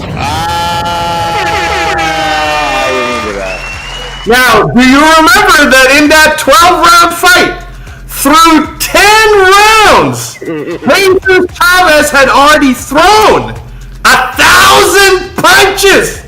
1,000 punches! A little ass dude throwing 1,000 punches 1,000 times at Floyd Mayweather. Right. And you remember that it was close? The rounds were going back and forth. Like Floyd would win a round, Chavez would win a round. Floyd would win a round, Chavez would win a round. And it was super close, right? And this is the way I was saying. I believe that Cepeda versus Shakur is going to end up like this. Right. The way that fight ended, for any of you guys who want to look it up on YouTube, Jesus Chavez versus Floyd Mayweather Jr. at the Bill Graham Civic Auditorium, is Floyd basically was just in that pocket doing his shell moves, right? Hitting them with them uppercuts, and the continuous motion of Floyd using kinetics to hit him, along with Chavez throwing so many punches that he was wearing himself out, right?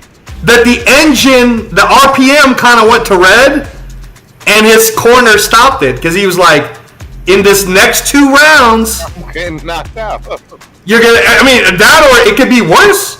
It could be, and people forget again and you and I, as we start to talk more about the past, we're only 49 minutes in on our show right now, but when we talk about the past and other weeks and in other shows, I bring up the Philippines in the Thrilla in Manila with Joe Frazier and Muhammad Ali fighting their 3rd epic fight. Right. It was so hot, Turf. It was like 150 degrees. And Joe Frazier and Ali were killing each other. That at that time, Frazier's coach, man, he was like, no. Then going into the 15th round, right, in where he could have possibly have won. Okay, Joe Frazier's coach stopped it. He said no because he was worried that Joe Frazier might die if he fights another 3 more minutes. And that's what I was saying is with the Jesus Chavez fight at the Bill Graham, his trainers were like, I don't know, man. If I put you out there for 2 more rounds and you're taking these uppercuts and you keep throwing all of these punches, this might be it. So I kind of think that if Shakur and Cepeda really go at it at their peaks on July 12th, it might end up like that, Turf. That's my prediction, at least. It's a possibility, and I won't discredit that. You know what I mean? That's something that you're right. It should be discussed. I mean, these guys. It's not, and that this is everything you're discussing is why that boxing has taken the turn for right now. Right. Right. It's just too brutal of a sport. Right. And it is very brutal. Sport. Now, having said that, again, guys, not to sway you wrong, boxing outside of the U.S. is a top 3 sport. In the UK right now, it is every bit as popular, if not more popular than soccer. They are literally filling out 90,000, 80,000. Their minimum is 20. Today, in the UK, in Ipswich Stadium, which is where one of the soccer team plays, there were 20,000 people watching the heavyweight title fight in the rain, Turf! In the rain! They had like rain hoods on, raindrops were falling, and they were like cheering it on the whole way, right? Because it's crazy over there. Outside of the US, boxing is treated like the NFL. Doesn't matter if it's raining, snowing, whatever. Crowd comes out, becomes stadium shows. So speaking of this stadium show, we heard earlier this year that they were trying to do one at Allegiant Stadium. Yeah. It ended up not working out because the Chargers are playing the Raiders on that Monday Night Football game, right? But Terence Crawford versus Canelo Alvarez. You know I got to bring it up because that's your boy. And I want to get your take on this because you were there. You paid your hard-earned money to be there for Errol Spence versus Terence Crawford. You were there. You witnessed history. Yeah. You witnessed it all. He became the what we would call a 2-time undisputed because he was undisputed at 140. And then there's only 3 people that's ever done it. Now in a way, he did it and Usyk did it, right? To be a 2-time undisputed, it's very tough to do. So all credit to Bud Crawford. I got nothing but love for Bud Crawford. But this is where my butts are. Is the whole Terence Crawford Canelo fight? I was kind of like ugh when it was first announced. But I want to hear from a Terence Crawford hardcore fan on. First of all, do you like this fight? Do you like that this fight is happening? Terence Crawford versus Canelo Alvarez. Well, look, this is the problem for Canelo. You're not naturally bigger than Bud. That's not a lie. That's true. I don't think anybody's talking about this stuff. Go ahead and talk about it. I think everybody's just saying what they want to say, that, because of the weight classes, because, Canelo's been holding himself back, quote unquote, however you want to see that. Terence Bud Crawford, I want to say, is taller than Canelo. He is taller. He is taller than Canelo. He is. I think he's naturally the bigger frame guy. Yes. He's naturally the stronger. God, you're talking about a wrestler. See, that's true. That's true. Go ahead and speak about that wrestling strength, because I know you know about that, especially being a black belt. You want to know who black belts hate the most? You want to know what jiu-jitsu practitioners fear coming through the door the most every day of class? It's an effing wrestler. It's them silverbacks, them strong body. I go through anything in life to live wrestling. It's the hardest sport to compete for. Over boxing. Now, you might have something to say from that respect. I'm going to tell you, I don't think I've seen any sport is just gut-wrenching is what you need to do in order to be capable of wrestling and getting a title at Big Ten and Big Ten is kind of big. That's actually, I think the Big Ten is probably the best. Yeah, I would agree with you that the grind. I mean, it's just different. See, fucking punches. Yeah, the grind is different. The grind is different. Yeah. Well, I'll definitely say from what, and I'll let you keep going. But what I'll say about wrestling is that the training for it, and they also have to cut weight. The training for it is so gruesome that it's closer to like having to hold your breath underwater type of a training, right? That's very difficult. The one thing I'll say on why overall I don't believe that it's a harder sport than boxing is because nobody dies in wrestling. Correct. Like there's not an average of people dying, whether it was weight cutting. Like I don't hear about too many people dying because of weight cutting or dying, because in boxing you could be winning and you'll die. Because there's a blood clot that gets in your head, right? So you can win and die. Let's keep it real. You can win and die, and that is that small, quote unquote, small caveat to where Angelo, you are 100%. You're 100% correct. But the actual training, that's brutal. The part I'm referring to. Because I would much rather punch a heavy bag. I would much rather hit the speed bag than the shit that wrestling. I'm just gonna be honest.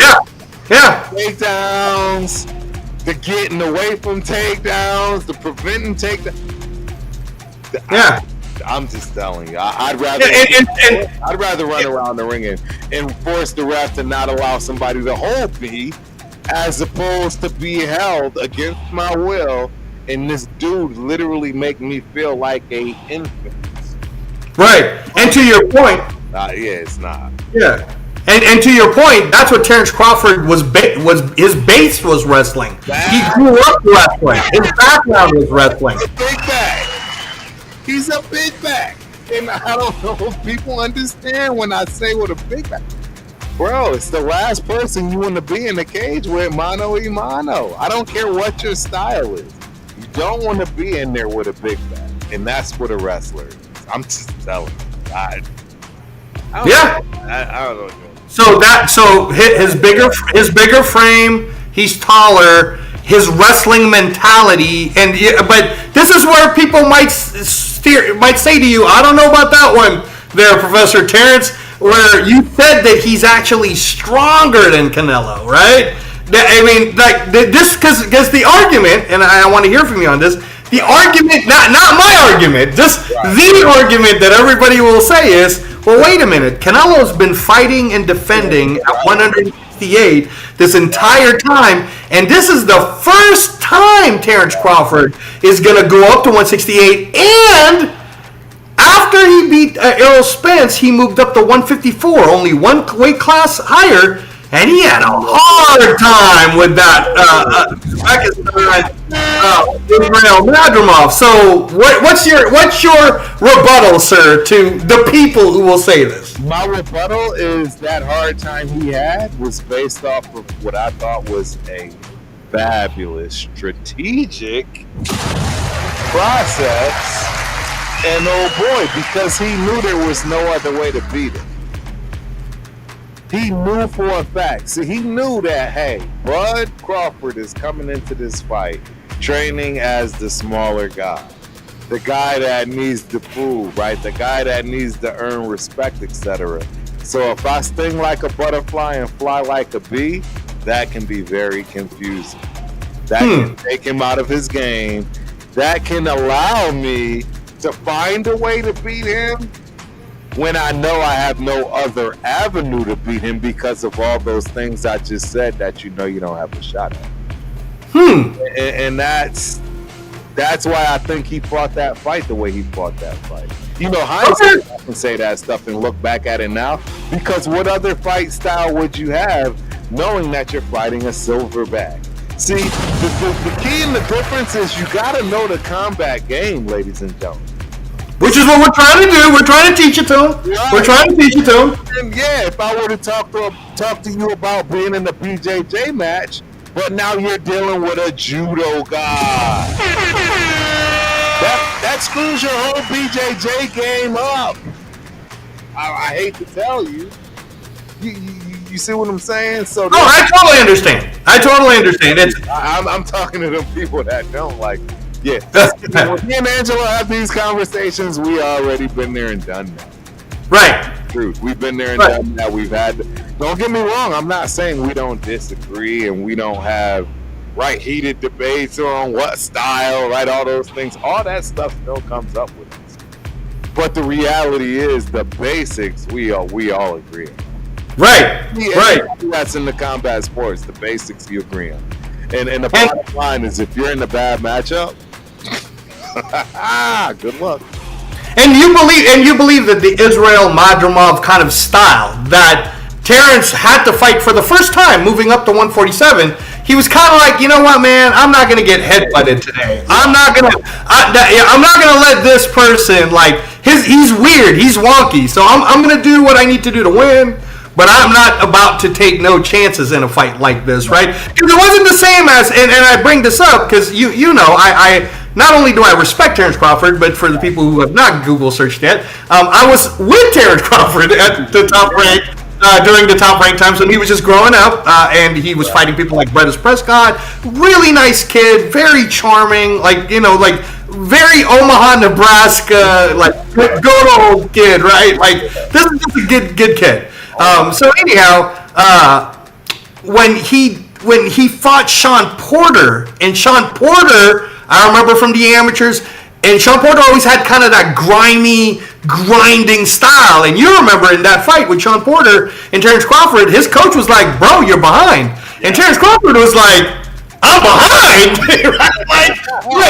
and what did Terence Crawford do? He came into the next round and he scored the knockout, right? It seemed like he didn't want to do that with Madrimov. And that's where a lot of the people who are going to say, I don't know if his weight can carry.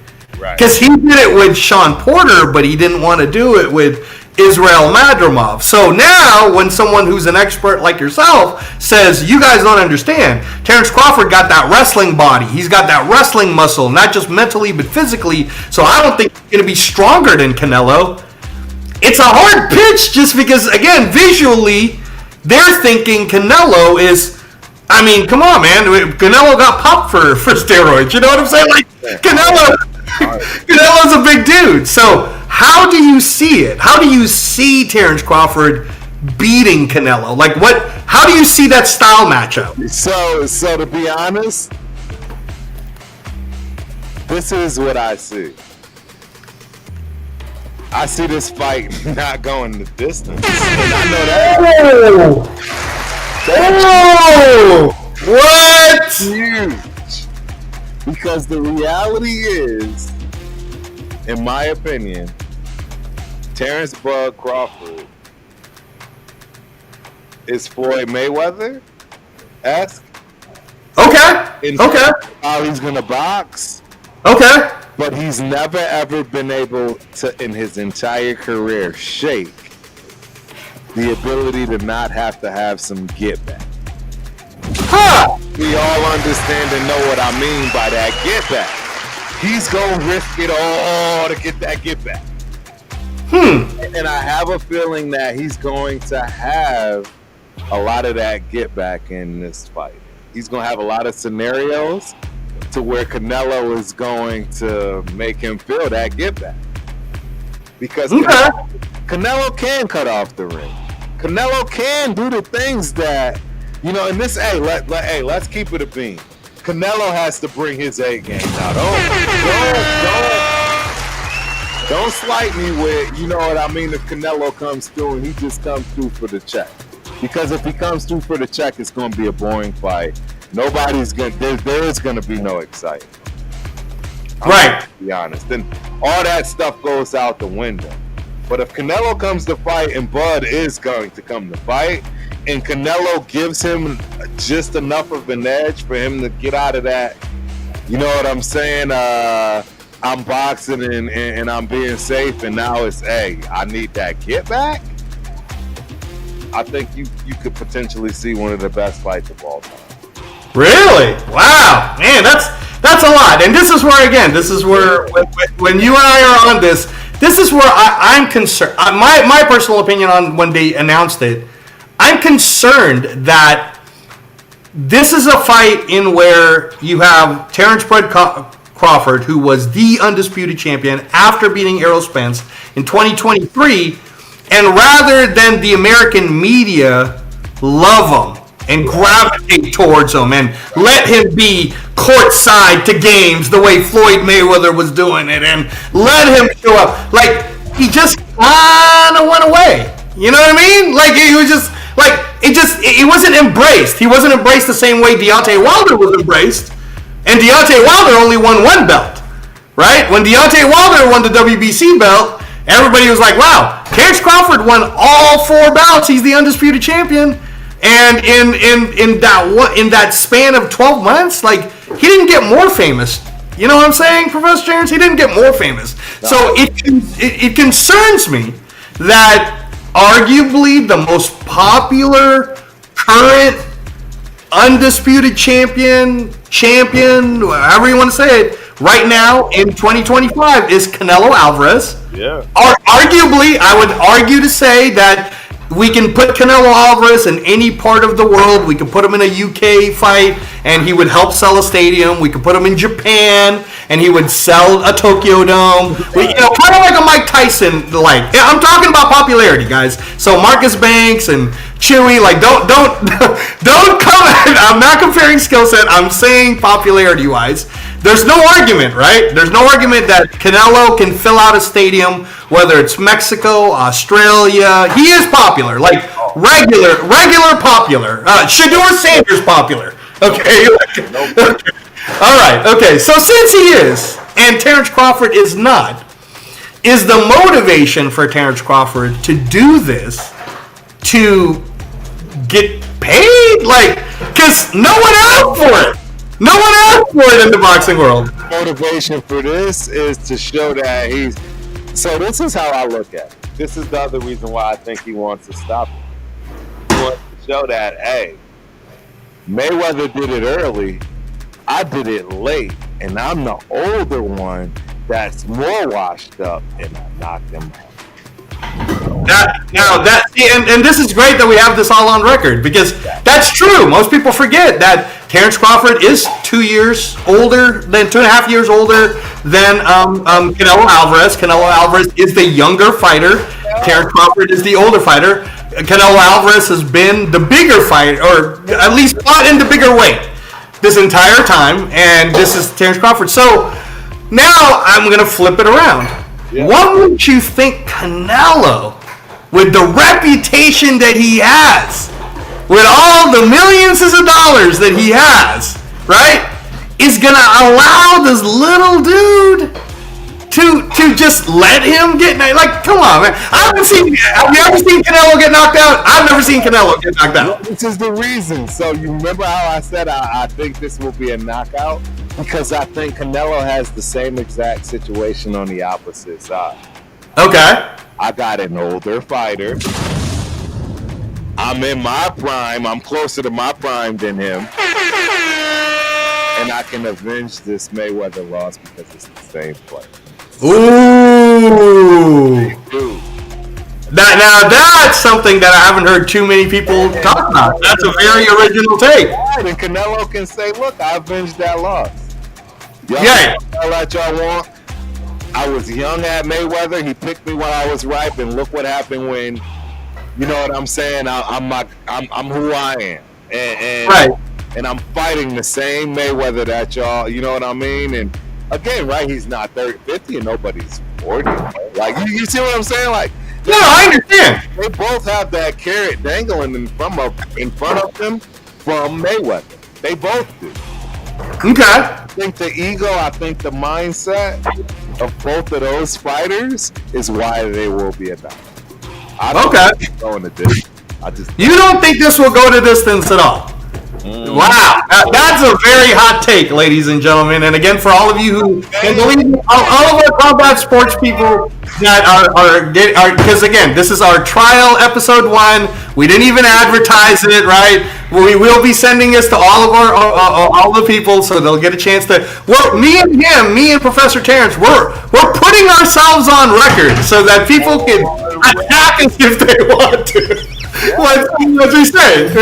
Huge, bro. This is huge. Everybody knows that Bud is my favorite fighter right now to date. Meaning, you know that guy Mason is the one up, right? So people know I watch these guys. These are the guys I watch, and you know, yes, I am wrong, and I'm sure in several sports, you know, takes. But man,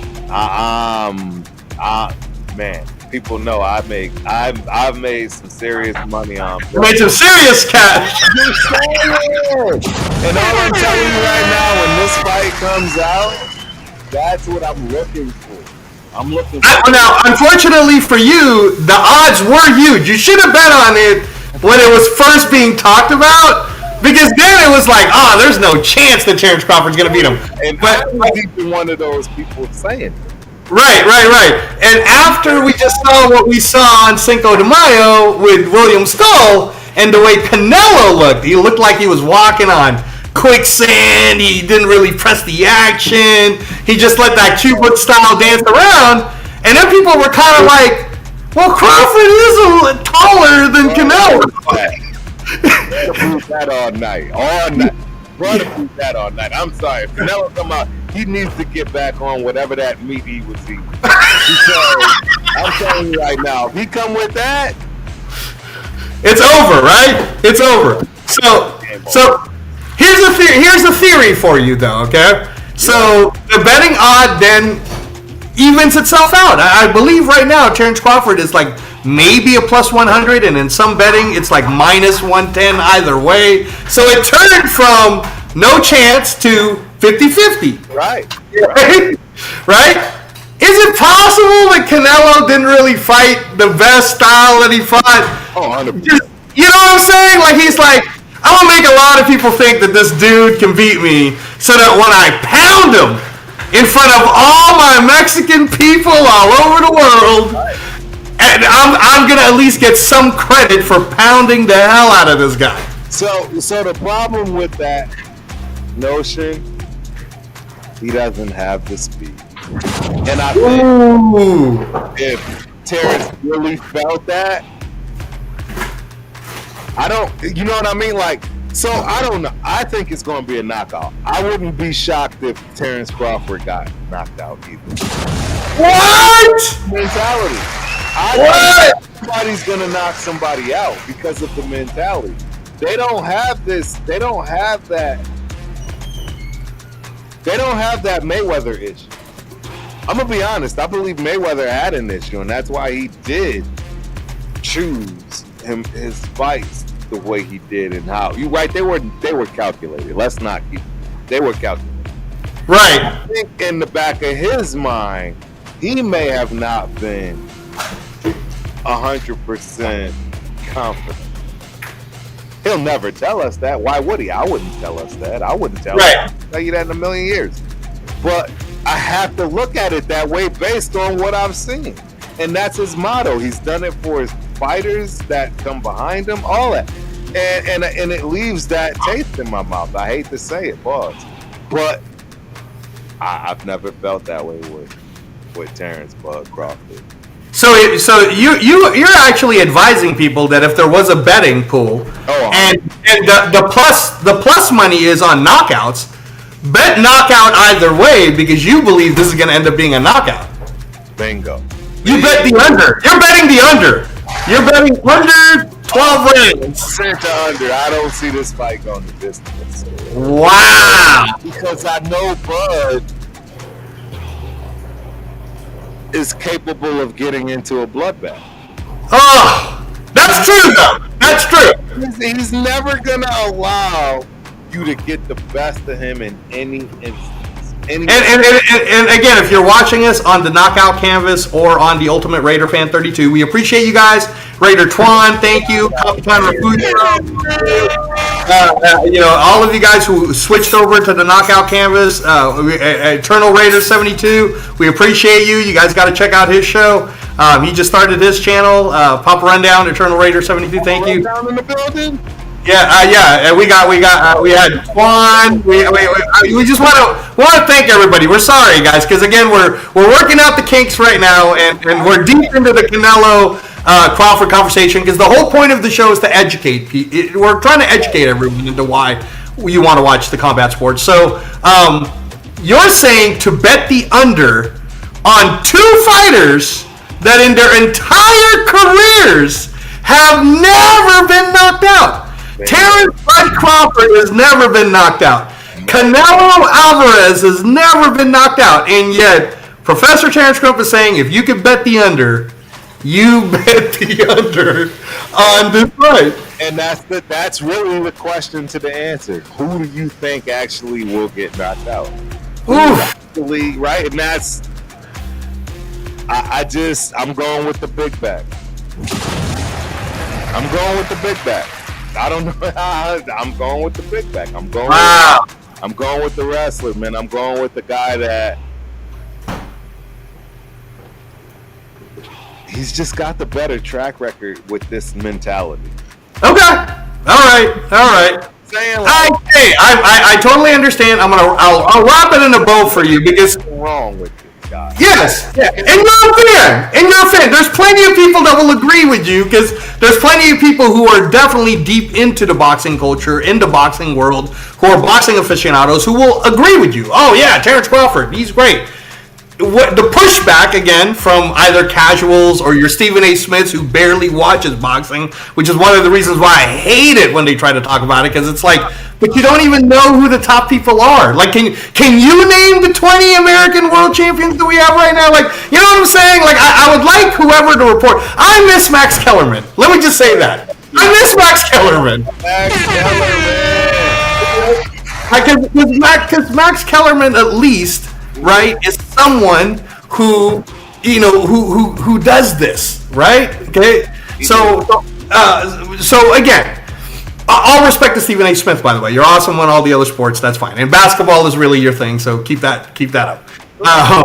But yeah, when it comes to the boxing, it's hard for me to see someone like Canelo Alvarez, who in his entire career has been elusive enough to never have been knocked out by Gennady Golovkin, who arguably could be the greatest middleweight next to Monzon and Hagler.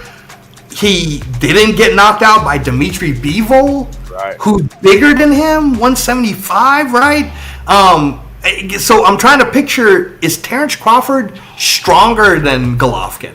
Is Terence Crawford stronger than Bivol, right? And none of these guys can knock him out, right? I don't know if Terence Crawford is stronger than Berlanga. And I'm not trying to knock on it. I'm just talking about strength and size. No, you're right. You're right. It's not that's going to get him. It's going to be the speed. The speed. Okay. All right. So I've never seen, and this is where it is, and with Terence Crawford, I've never seen him have. He's got good timing. Right? Explosive when he gets you in his timing shots. Very explosive. Great finisher. These are all things we can say about Terence Crawford, right? Okay. So, but I've never seen him, when you say speed, to me, he's not Manny Pacquiao speed. You know what I'm saying? Like, he's not. He is to Canelo. Okay. In comparison, you're saying. Yeah, he is to Canelo. In comparison. And okay. That's why I say exactly this fight you're looking at on my chest is the one that gives you that speed. Meaning that's what's very possible to see. That Canelo is. I mean, who has Canelo had that actually was willing to throw punches with speed and actually do it? Name anybody that survived, right? Was willing to do it. When they felt that heat from Canelo, what'd they do? They backed up. That's true. Bud ain't doing that. it's against his DNA. He will allow himself to be knocked out, especially this fight more than any other fight, because he knows this is the last hurrah. It's it. There's no other fight on the planet, including Jerome Boots Ennis, that makes any sense where he'll get a bag. Right. This is the bag fight. This is the money fight. There's no other fight. Bro, think about it. There is literally no other fight. There's no other fight. Name one. No. I mean, hey, look. I took 15 minutes of this time talking about how Canelo's like global popular, right? And if Terence Crawford were to beat Canelo, he would become global popular because his name would show up to the Mayweather. Now you're going, well, Mayweather beat him, but then so did Terence Crawford. And then people will argue, and when Terence Crawford beat Canelo, Canelo was better. Right. Because when Floyd got Canelo, it was early in his career. He was still right. Still wet. And again, I'm talking about what other people will say. So before you go attacking me, Marcus Banks, for saying that, I'm talking about the general public because I will defend Floyd to the end. Right. All right, having had a chance to learn from Roger Mayweather and being at that gym and training fighters at the Mayweather gym here in Las Vegas, I'm not gonna bite the hand. You know what I'm saying? Like Floyd Mayweather to me is amazing, right? Him and Manny Pacquiao to me are equally great. Like I've never seen two people train the way Dave trained. They totally like blows your mind how amazing these two are. And the way Floyd destroyed Canelo was like how a little kid gets destroyed in basketball. How a father would beat their son in a basketball game. No, and nobody. That pains me. That I don't think Floyd got the credit he deserved for that. Oh, not at all. He was old, Turf. I'm just saying. If we're talking about the Floyd Mayweather that fought De La Hoya when he was younger, and he fought Canelo, I think he'd have knocked Canelo out. Knocked him clean.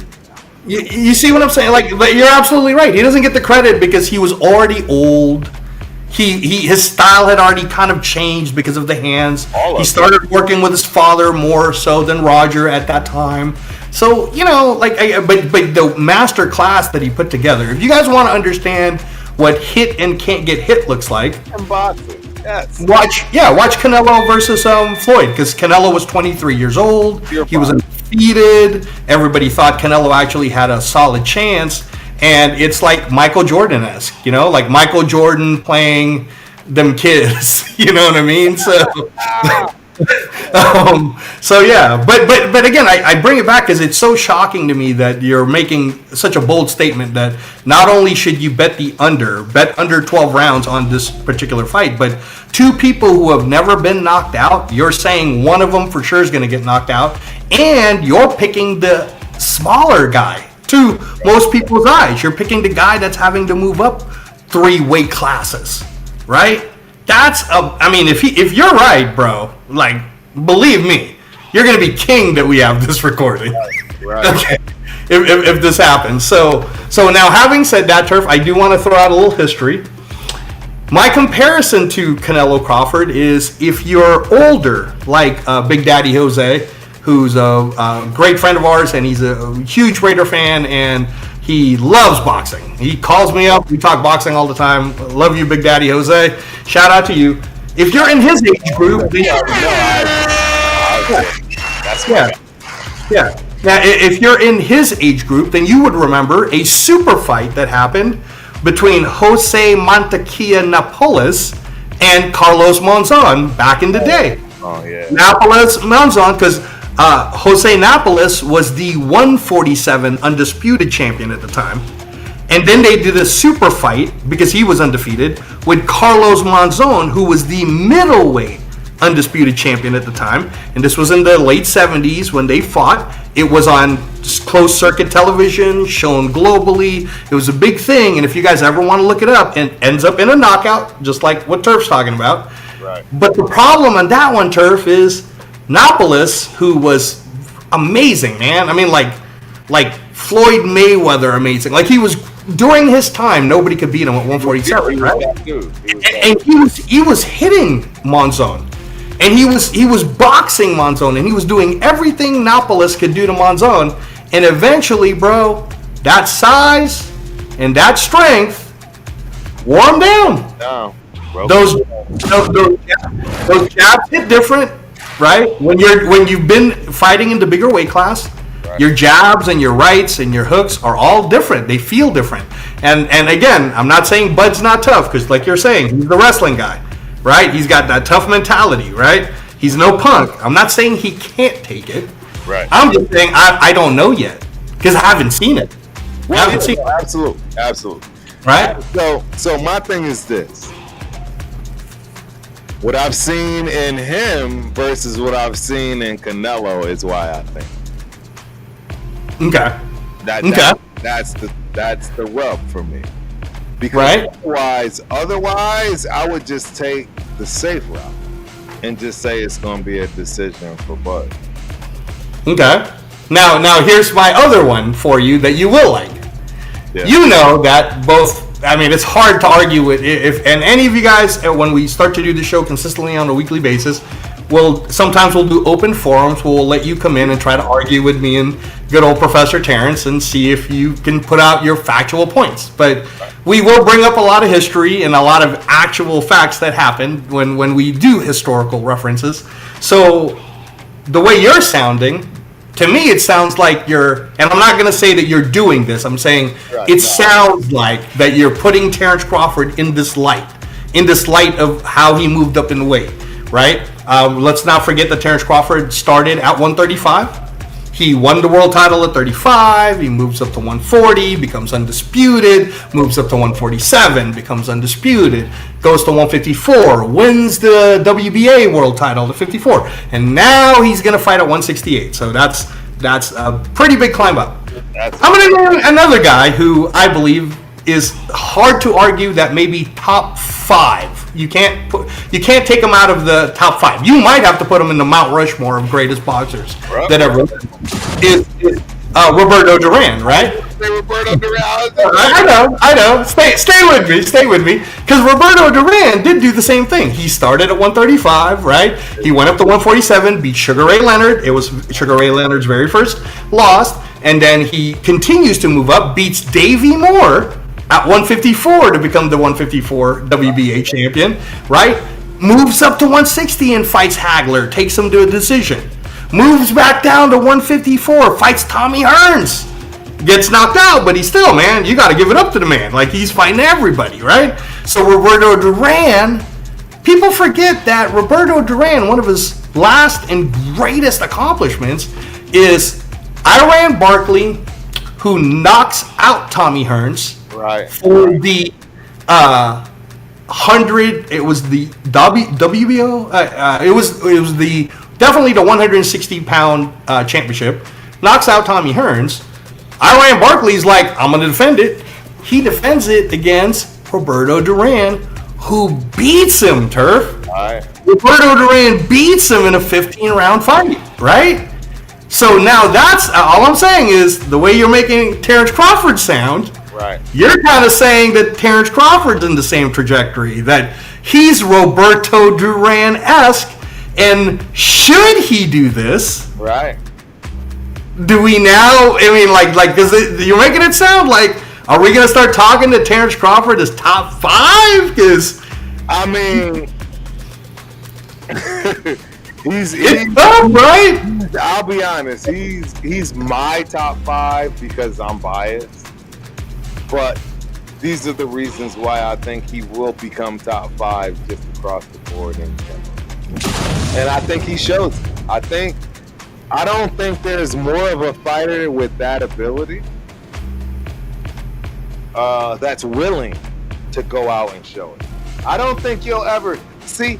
I don't think he took that fight with old boy safe. I don't think he changed his game plan at all, which was the reason why he didn't have a better outing. I think Bud came into that fight with a game plan, regardless of what the other guy was going to do, and stuck to it. And the reality was that they thought he'd bang more and get caught more. but he danced and boxed the whole fight. And if you have two disciplined fighters, that's what you're going to see. Those are going to be the results. Right. So Right. again, if Canelo comes in and he's the one that's unwilling, well, we're gonna see a boxing clinic, and it shouldn't look well for Canelo. right. Right. Well, we're going to find out, ladies and gentlemen, and we'll talk about this more as it gets closer. It is scheduled for September 13th, Friday. They're talking about pushing it on Saturday. So that will be happening in September. Canelo versus Terence Crawford, and hopefully the American media actually does their job and pushes this fight, unlike in the global media. So as we're getting closer to the end now, and we've been talking for a bit, right? Yeah. No, well, actually, just so that you guys know, again, we the reason why we started the channel is we want to further educate everyone in a positive light of understanding how to watch boxing in the United States, and also how to watch combat sports in general. And we'll be bringing up a lot of different topics. There is a fight that is happening that I'm staying up for, Turf. 1:30 in the morning. Junto Nakatani of Japan. Pound for pound number 7. Might be our current Manny Pacquiao of this time right now. He's fighting at 1:30 in the morning on ESPN Plus if you guys want to watch it for free. That's 1:30 a.m. Pacific time. Right, and if you want to get the replay of it, just follow me at Reyes Boxing on Instagram, or follow the Knockout Canvas on Instagram, and we'll make sure we get it to you guys. Junto Nakatani, Turf. I'm sure you'll watch the replay once you wake up in the morning and whatnot. Any thoughts on that guy at all? Because he's fighting later. A monster. I mean, the big fight is supposed to be between him and Inoue. And Inoue, who just fought here in Vegas, is a monster, for sure. They're both monsters. That's a paper. Well, what's going to shock you is it's going to be in the Tokyo Dome. It's already scheduled for next year, May, in the Tokyo Dome, 60,000, and they're talking about it not being pay-per-view. Right. You got to stay up till like 2 in the morning to watch it. Right. You know what I mean? But it's a pay-per-view-esque fight. Yeah. And this is all we're saying about how it's free. You're watching these pound for pound fighters right now for free. You just saw Abdullah Mason tonight, who you will see in the pound for pound list soon, for free. Yeah, Abdullah Mason for free, right? So. Again, we're trying to just educate you so that you don't complain about the fact that it's not accessible.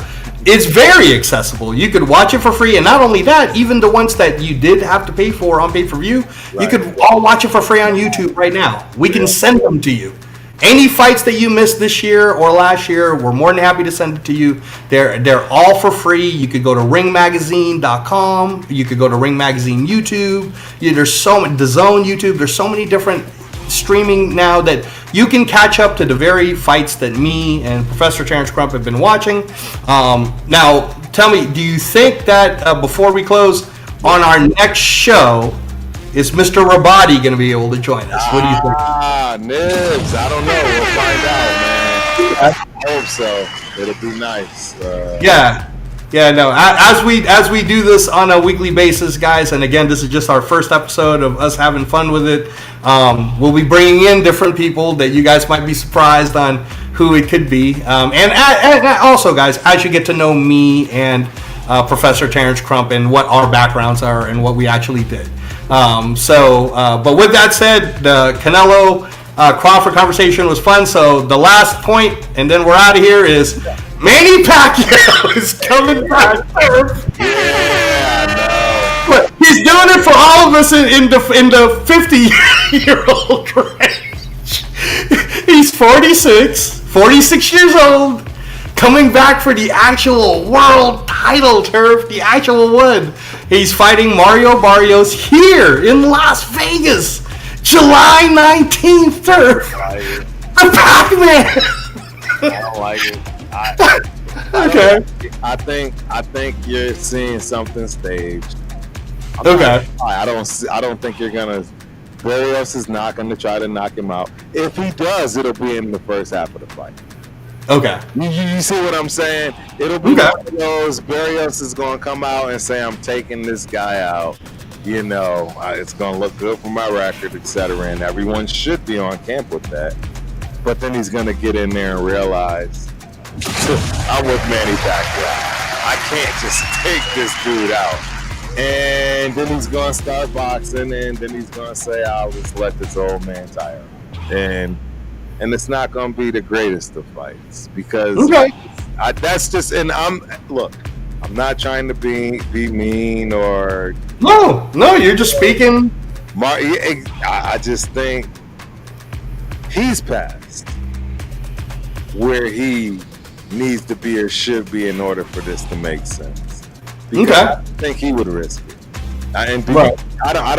You see what I'm saying? Like, I'll believe me. I'm going to give you my point on it. But yeah, no. I mean, that's what I want to hear. Go out there and risk it. I think he's going to get out there thinking he's going up against the 40-plus-year-old Manny Pacquiao that is going to be on every steroid and thing under the sun. And he's going to say, I made a mistake. I'm going to just box out. You know what I'm saying? Box out. We're just going to all go home happy. That's my guess. That's my guess. Well, I know that you don't enjoy 46-year-old people coming out of retirement to do a very dangerous sport that we talked about, right? I mean, people die in this sport, right? So 46-year-old coming out of retirement, the last time he fought was 4 years ago in 2021, right? It's been too long, brother. It's been too long. But here's what I will say. I got a chance to work with Team Pacquiao. I was there during those great years of 07 to 012. I was at Wild Card Gym. I remember little P.D.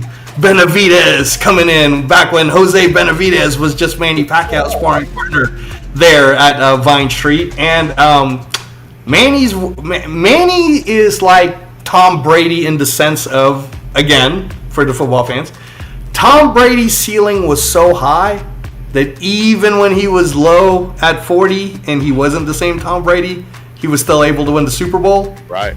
Okay. All right. With the right team around him and the whole bit, but he beat Kansas. They won the Super Bowl. All right. So I'm just saying, Tom Brady did it. So I don't think Manny Pacquiao would have been advised to come back if he had to fight Jaron Boutinas. Okay. All right. Okay.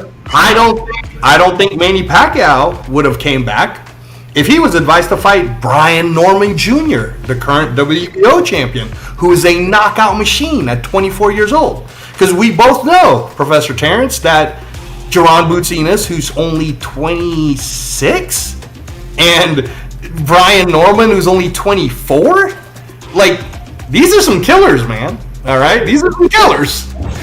But Mario Barrios, who got knocked out by Gervonta Davis and lost to Keith Thurman, he is the WBC champion. He's the legit champ. But at the same time, this is the guy who also hasn't fought Conor Benn, who's his ranked number 3. Even I know that Devin Haney is his ranked number 1 mandatory, but there's a lot of games that are played, especially with the PBC fighters, right, on who they're going to fight because they want to maximize the money. So I don't hate that a lot of people are going to want to watch this because who didn't want to watch George Foreman when he was fighting Evander Holyfield and Tommy Morrison and Moore, right? And who really didn't want to watch when Bernard Hopkins fought John Paul, right, or Tavoris Cloud? You know what I'm saying, right? Like you're doing it for all the old folks. So my point, Turf, so that we'll have it for record is, do I believe Manny Pacquiao can win? Absolutely. Do I believe Manny Pacquiao? Do I believe Manny Pacquiao can knock him out? 100%. Okay. The only way I do not see a scenario that plays out like this, because I don't believe Barrios can knock out Manny Pacquiao. I'll tell you right now, that ain't happening. And Pacquiao, the only time I ever watched him, and unfortunately for me, I was there in the floor seats. I took my mom to a Pacquiao fight at this time. I was with the team, and when he got knocked out by Marquez, we all thought he died. Y'all were there. Oh, shit. Oh, sure. That was bad. Turf, not only were we there, we were seeing him all week. We were going to church with him. I remember being upstairs with him after he got knocked out, and I'll tell you, Manny was so great that he was still in the treadmill running, trying to cheer everybody else up. Like, Manny's just that type of guy. Like, he wasn't sweating it, but he was totally winning that fight, and he got caught. And as we know, anything can happen in boxing. All it takes is one punch, right? One mistake, the whole thing changes. So that's what I'm saying is, other than that, I've never really seen Manny Pacquiao like get destroyed, right? I don't see Mario Barrios, even though he's 16 years younger, he's not going to destroy Manny Pacquiao that way. So one of two things will happen. Mario Barrios will choose to make it a fight, like he did last year with Marcos Medina's little brother, Fabian, and that turned into a fight where it shut Mario Barrios' eye, even though he won.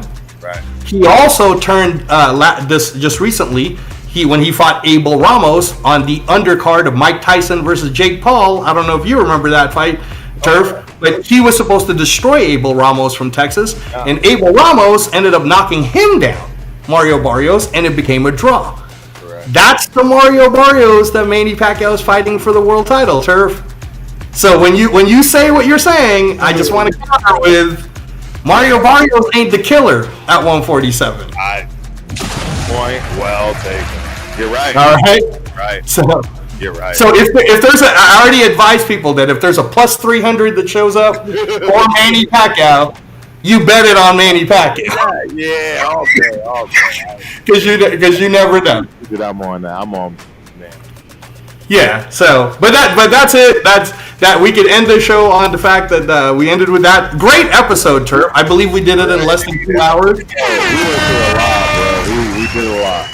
Yeah, and then and we will make this more of a regular thing. We just got to push it out to everyone. Turf, have you decided yet if we're doing this on Wednesday nights? As I know what you wanted to originally do. Great, man. Wednesday nights will be awesome. We'll obviously make some changes and do some live fights. Right. I used to love when we had Thursday night fights. I'm not even going to start going down that. Turf, you remember Tuesday night fights though, right? Remember? Too, yes. Oh man, we'll get back. We'll get back to, when those things come on, we'll come on. Right. But yes, for right now, I think we will be every Wednesday night. I don't want to say a specific time just yet. We're still trying to figure it out. But once we figure that time out, it will be that time moving forward for the longevity. Right. And we hope that you guys, if you get to listen to this on replay when we send it to you, that you enjoyed just the conversation. There's going to be a lot of information being given out. You notice that even though both Professor Terence and myself can get opinionated, our opinions, though, are still within reason of things. We're not giving you crazy stuff. Within reason of debate. That's all we're doing. We're not trying to force you to love a certain fighter or force you to hate a certain fighter. We don't love or hate certain fighters. Although I got to throw this out since in the end of the show, Professor Terence might not like Haney that much. I'm just but I'm just saying, we're gonna have that discussion because it's gonna come up. But that if there was a close to hate, that might be the one. So, but anyways, anything else to add there, Professor Terence? We out, man. It's a great opening, great premiere, great show, great everything, man. I appreciate you. Thank you so much, Angelo. I just can't wait to continue, man. Yes, sir. Thank you to everybody who gave us their time. Thank you for everyone who joined us on the chat. We appreciate you. We're going to continue to run this on the Ultimate Raider Fan 32 for all of you guys to start coming over. And Wednesday night, check us out. Yes, sir. Peace. See you out. See if I can shut.